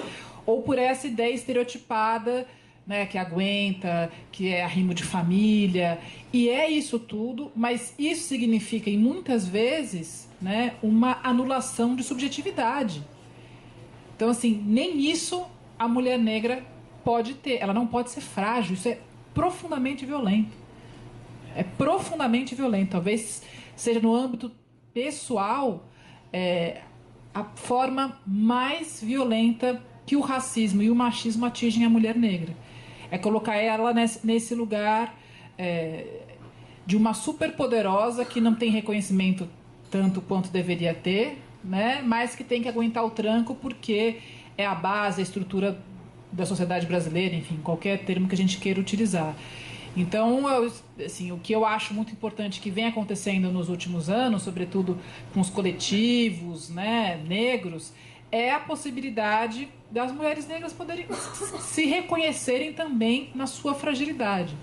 Então, lembro de uma discussão que teve alguns anos atrás, em que eu nem estava tão próxima à questão do feminismo negro especificamente, mas que me chamou a atenção, que era a questão da solidão da mulher negra. Eu falei, nossa, mas alguém achava isso? Porque eu vivi isso a vida inteira, né? Claro que de um lugar de privilégio, né, da classe média, mas um lugar de solidão também. E essa solidão, ela é algo que acompanha muitas mulheres negras em diferentes condições socioeconômicas, pela estrutura que a gente vive, que é machista e racista. Então, poder se reconhecer nesse lugar é muito importante, né? Da mesma forma que, e aí também falando, só voltando a responder a pergunta anterior, que eu acho que a literatura salva, né? Ou ajuda a salvar. Então, uma coisa que eu fiz um tempo, e foi muito importante, inclusive para eu conseguir rever essa minha questão com Monteiro Lobato, sem ter que ir para análise, né? Ou não tanto quanto, sei lá, talvez eu devesse, foi ler escritos, né, romances, sobretudo, que é o que eu mais gosto, escritos por homens e sobretudo por mulheres negras. Então eu nunca vou esquecer o alívio que foi ler Americana. Foi um alívio, foi um negócio assim, foi nossa, tipo, Chimamanda, preciso te dar um abraço, porque foi a primeira vez que eu pude me ver realmente como protagonista de uma história. Que era uma mulher negra, claro que tem uma mulher nigeriana, enfim, mas da classe média, que vai estudar nos Estados Unidos, que tem um namorado branco, depois tem... Eu falei, nossa, é possível falar sobre a minha existência, ela é possível de virar um romance, enfim, ou parte, né? Aí ela trança o cabelo, sei lá. Então, acho que a literatura, ela também é uma arma muito importante. A gente está nesse movimento também, né? Agora dá para gastar o ano lendo homens e mulheres negros, né? Tem bastante coisa sendo produzida e publicada, enfim. É uma dica que eu dou, porque essas fragilidades também aparecem nesses romances, as várias possibilidades, né? Essa desconstrução de arquétipo da mulher negra, ela também é muito bem feita em vários desses livros. Então fica, já que vocês estão aqui nem pagando para fazer isso, fica a dica, porque eu realmente acredito que a literatura é fundamental. Dá para mais uma, eu acho, pelo menos, né? Então eu vou fazer essa aqui, que na verdade encaixa com as duas, e passa a palavra para a Heloísa, que a minha pergunta é um pouco de uma provocação. Que ótimo. A Heloísa chamou os movimentos e suas organizações de ondas, entre aspas, como hoje estamos na quarta onda. A Inaê entrou um pouco nesse tópico, falando como a Marielle veio em um tsunami. Historicamente, podemos falar em rupturas e processos, mas eu gostaria de saber se essa nomenclatura não pode criar problemas políticos, no sentido que ondas passam, assim como se há sentido em dividir dessa forma pela ausência de visibilidade política de alguns personagens nessas ondas, né? Que onda é uma coisa que vai... Porque é perigoso que ela está achando onda? Eu não entendi, ou ao contrário. Eu acho que onda... ela descreve muito bem, porque o feminismo, como falou muito bem Naê, é a raiz que você está querendo mudar, é uma estrutura capitalista sólida. É uma estrutura de trabalho, é uma estrutura econômica, uma estrutura, não é uma ideologia de gênero, como querem, não é isso, é uma coisa econômica. Tu compra o Caliban e a Bruxa agora, ali da Silvia Federici, que ela vem lá desde a Idade Média, mostrando como é que vai se construindo um lugar de gênero produtivo, dentro de uma lógica de produtividade capitalista. Então, você mexer com a mulher não é só você dizer que ela é bacaninha, que ela é livre, que ela é independente, que ela não sei o quê. Não é bem isso só, é mexer com uma economia inteira, é mexer com uma religião, é mexer com a base da sociedade.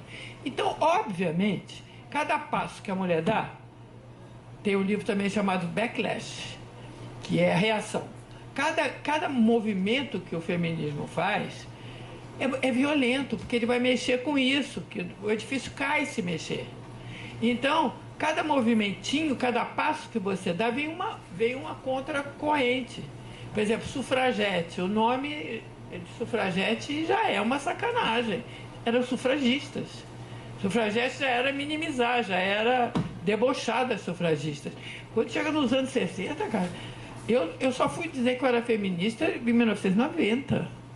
Era pavoroso, você era mal amada, você largava os filhos. Se você não ia arranjar namorado, se você tivesse sucesso, ficava sem marido. Era uma lavagem cerebral violentíssima de 60, 70 em cima das mulheres. Tanto que eu estou escrevendo agora o livro antes desse, que é o impacto na cultura do feminismo nos anos 70, 80 e 90. Não tem uma mulher que eu tenha entrevistado que se dissesse feminista. Mas, por exemplo, Helena Solberg é uma cineasta que fez um filme chamado A Dupla Jornada, falando sobre a dupla jornada de trabalho da mulher. Não é feminista, não sou. É o que então? O assunto não pode ser mais, obviamente, feminista. E todo o cinema da Ana Carolina Teixeira Soares é todo sobre mulher. E cadê? Não sou feminista. É uma coisa que elas dizem, se você apertar um pouquinho, vai dizer, não, é porque o mercado vai me excluir. Eu quero aparecer como cineasta e não como um nicho ali dentro. Não é bem assim. Eu não tenho nicho nenhum e eu também ficava meio torta de dizer que era feminista. Tanto fiquei que eu fiz um seminário em 1990, publiquei o livro. Era um livro meio assim, meio coisa que acabou, que chamava E Nosotras Latino-Americanas, porque a América Latina inteira era assim. Era uma negação da autonomiação feminista muito grande. O que eu estava falando aí? Qual era a pergunta? Não, é para chegar lá. A das ondas, obrigada. Então, a cada pequeno passo, pode esperar que venha uma rebordosa. Então, você tem um pequeno recuo, mas você não acaba, porque uma onda não para. Eu acho bela essa imagem, eu acho legal demais. A onda faz assim, faz um refluxo e ela volta, aquela mesma movimento. Não é um movimento de ruptura, não é uma coisa que tem o primeiro onda é diferente da segunda onda. Não existe. Uma segunda onda é um pedaço da primeira, que traz um refluxo e volta. A onda é isso. Se você for olhar no Google, oceanografia, é isso. Tem umas que são mais violentas, tem umas que são de refluxo fininho, chega de mansinho e volta, não ameaça, tem outras que são aquele caixote. Então tem vários tipos de onda, mas sempre é uma coisa que vai contra e volta, vai, volta. E volta a mesma movimento, é o mesmo movimento. Então, se dizer primeiro movimento, segundo movimento, estaria errado, porque não há uma interrupção. O backlash é uma coisa contínua. No momento, o que você tem? Fora essa coisa meio caricata de ideologia de gênero, não sei o que lá, porque gênero não é uma ideologia que eu saiba. Não. Gênero é um direitos humanos. Direitos humanos. E, então, não é uma ideologia pedagógica, inclusive, que ensina as pessoas a serem perversas. Não é bem isso. O gênero é direitos humanos. Esqueci de novo o que eu estava falando. Volta na secção das ondas. Então, você, nessa quarta onda, por exemplo, já tem backlash. As pessoas dizem que as mulheres são moralistas, porque não gostam de paquera. Essa juventude nova não namora. Fica toda... Qualquer fio-fio, ela denuncia. Já está começando. Tem uma coisa de moralismo aí, de acusação de moralismo, de meninas radicais insensíveis, que não são femininas, porque não gostam de elogio, que não sei o que lá. Já começa uma minação. A onda, nesse livro Backlash, mostra, ela começa com o movimento, a reação. Ela não demora, não espera chegar a conquistar alguma coisa, não. Junto com o início de uma onda, vem já todas as possíveis paralisias para ela. É muito incrível, esse livro eu recomendo, porque ele mostra assim, através, desde lá de trás. Deu um passo, então essa ideia da onda, ela responde muito a isso, a essas reações. São reações, gente, totalmente compreensíveis. Porque o que a gente está pedindo é uma coisa barra pesada, muda tudo. Cai o edifício, vou puxar o alicerce. Quer? Ninguém quer, né? Que puxa o alicerce. Pode até deixar a mulher andar de minissérie, shortinho, sei lá o que, dentro do colégio. Mas é mais que isso. É uma transformação social, cultural e política e econômica profunda. Então é normal que tenha esse backlash um atrás do outro. É uma luta. A bandeira do feminismo é a transformação de uma estrutura. Caraca! Quer dizer, é pesado. Tem que levar porrada, leva, mas é uma onda, porque volta. Então eu acho que a ideia da onda, a mim, me encanta, para falar a verdade. Bom, a gente tem 10 minutinhos, eu vou ler as 3 perguntas que tem aqui, e aí vocês se sintam à vontade para o que vocês conseguem responder, até porque eu acho que elas têm um pouco a ver com o que a gente já começou a falar, e tem 2 que eu acho que são bem bonitas, até porque elas falam de experiências pessoais. Segunda pergunta, né? Sobre agarrar suas raízes. Tenho histórias fortes, tanto de negras quanto de indígenas na minha família. Fico perdida no meu local de fala. Apesar de ser parda, quando eu levanto a bandeira do feminismo negro, sinto como se estivesse abandonando minhas raízes indígenas. Afinal, qual é o meu lugar de fala? E, finalmente, uma que eu acho que é um pouco mais polêmica, mas lembrando que a gente só tem 10 minutos. Qual a opinião de vocês sobre a cooptação do movimento feminista pelo sistema capitalista, entre parênteses, feminismo liberal? E por que o movimento feminista negro está mais próximo de tendências anticapitalistas? Eu vou passar e vocês veem o que vocês acham. Tá. Vixe. Bom, a tese cada pergunta, né? 4 anos de pesquisa mínimo. Sobre a questão das avós, enfim, eu vou dar a resposta, enfim, muito pessoal.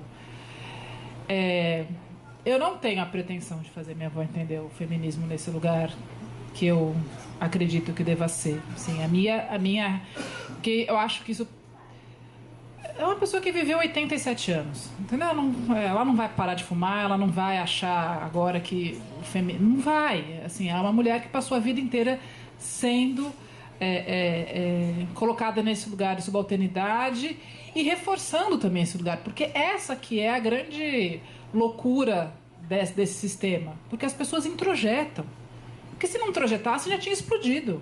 Há muito tempo. O racismo já tinha explodido, né? A luta de classe já tinha explodido e não explode por quê? Porque você tem uma estrutura, gente. É uma coisa que não é... Tá nos lugares, tá nas instituições, tá nas relações interpessoais. Então, o que eu tento fazer, inclusive porque eu sou historiadora, é ter um olhar minimamente generoso com essas mulheres, né? E não exigir delas algo que é uma questão do meu tempo, não o tempo delas. Sim. Qual era a questão do tempo da minha avó? Era uma mulher negra criar sozinha 3 filhos. E foi isso que ela fez. E fez. E tá todo mundo criado, todo mundo teve filho, né? Então, aí, os filhos todos entraram na faculdade, depois os netos todos entraram na faculdade. Então, assim, esse é o lugar da minha avó. E ela não luta menos do que eu porque ela não está com a bandeira feminista. Eu, pelo menos, vejo dessa forma. Ela é uma mulher que viveu as condições que estavam... Claro, ela podia ter, sei lá, claro que outras mulheres da geração dela, enfim, abraçaram a causa de outra forma.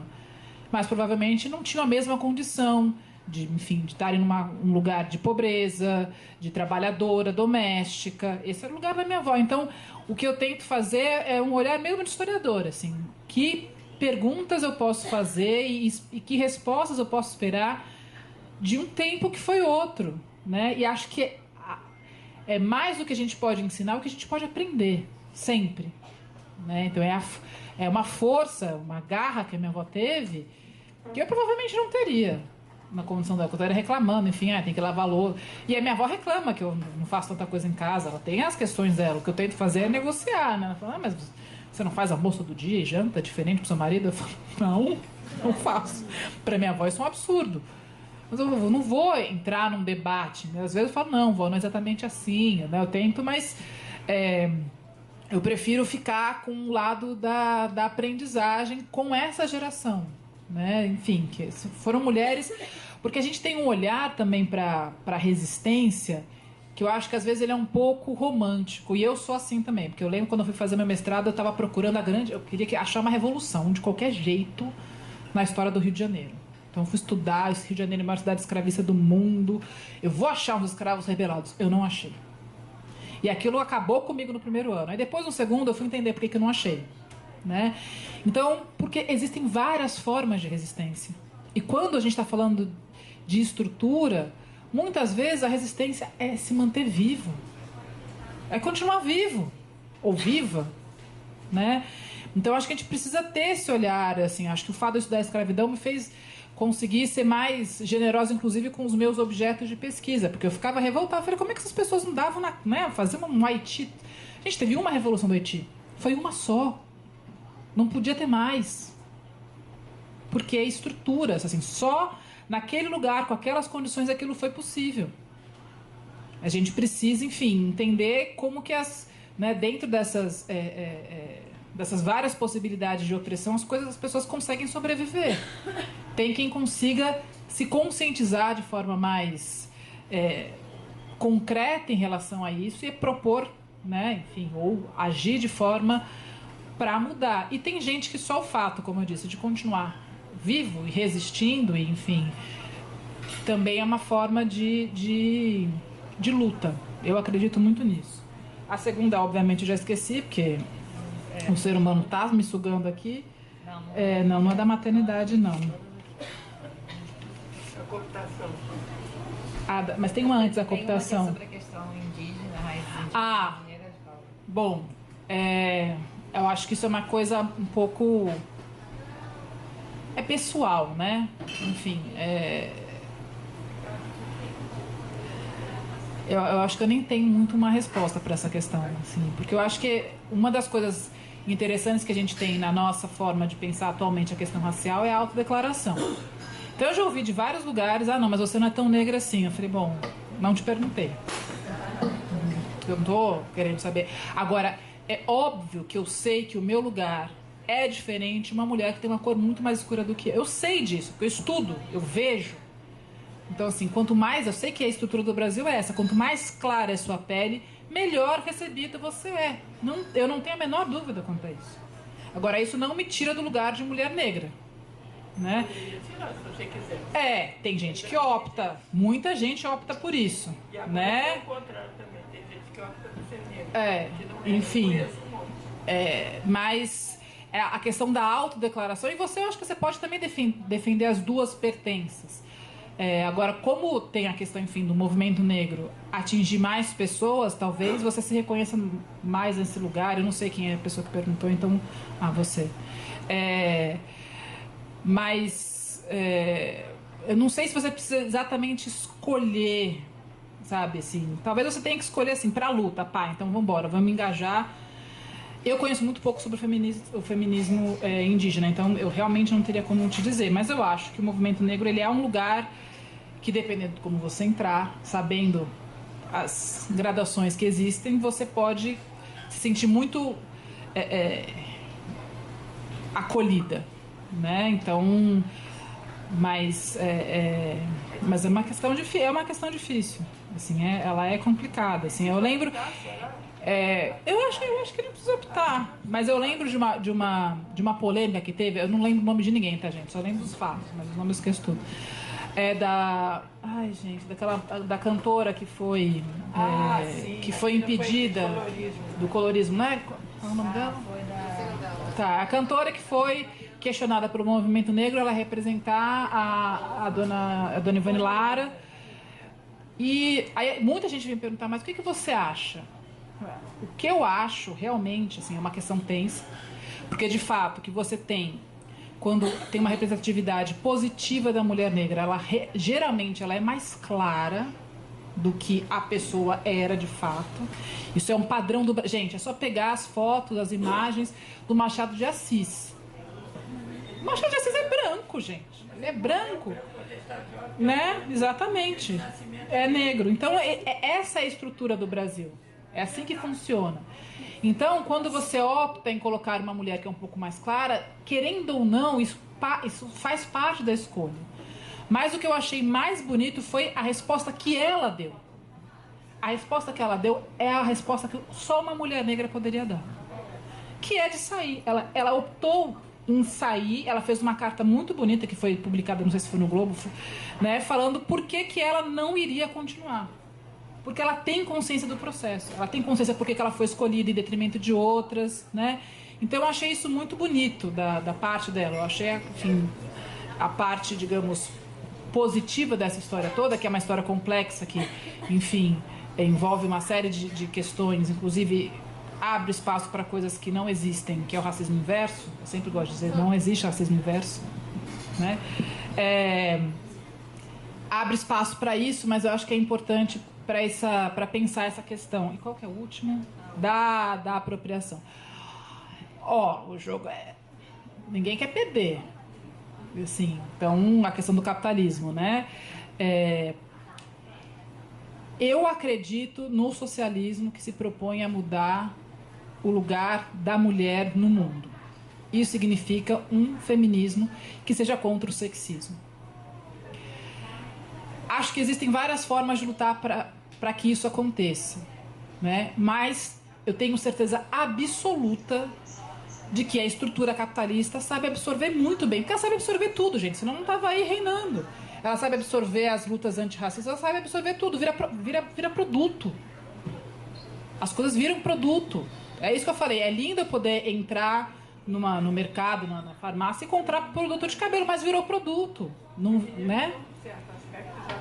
Já virou moda, exatamente. Então, assim, eu acho que quando há essa cooptação e a gente perde a noção da estrutura, complica um pouco, né? E a luta feminista, ela é mais próxima de uma luta anticapitalista pela condição da mulher negra na sua imensa maioria nas sociedades, entendeu? Elas estão no lugar de subalternidade. Então, se é para implodir, implode tudo. É isso. Eu falo, né? Ó, acabou, então vamos embora. A Angela Davis fala, coloca uma mulher negra para mexer, que mexe a estrutura toda, porque é a base. Então é a base da estrutura, é quem mais sofre as mais diferentes formas de discriminação e de opressão. Então faz mais sentido que essas mulheres estejam mais próximas de uma luta anticapitalista, né? Por quê? Porque elas... É o que eu falei um pouco dessa coisa de reconhecer o seu lugar. Então, quando eu sou uma mulher branca que reconheço o meu lugar, que eu tenho privilégio e sou feminista, às vezes isso não pega tão bem. Pra mim mesma. Tipo, não é legal. Mas é assim que as coisas funcionam no Brasil e no mundo. Porque o mundo ele é racialmente estruturado também. Não, eu acho que pode parecer... eu acho que eu não me expressei direito. O que eu quis dizer é que muitas mulheres feministas, brancas, podem não se sentir confortáveis se reconhecendo no lugar de opressoras. Porque essa relação pode existir, né? E a gente tem que se reconhecer. Se ela existe, ela existe, né? Claro, é isso que é. Reconhecer os privilégios. É isso que eu estava querendo dizer, né? Então...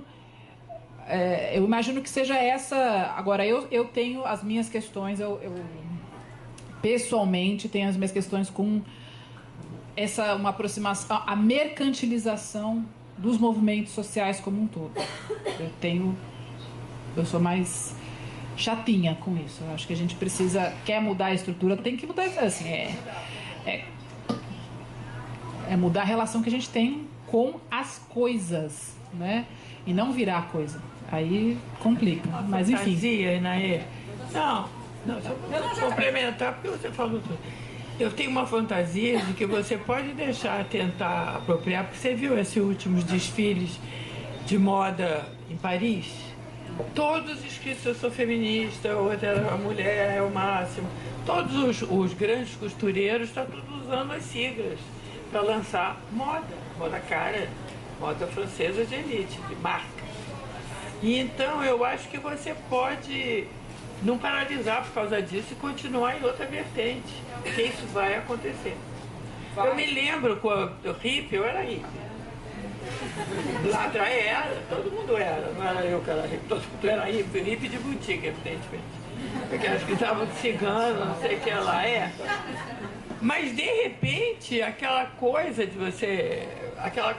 foi pega pelo mercado, que o Saint Laurent fazia roupas hippies, e você ia numa festa e as peruas estavam todas hippies. Mas isso é a regra do capital.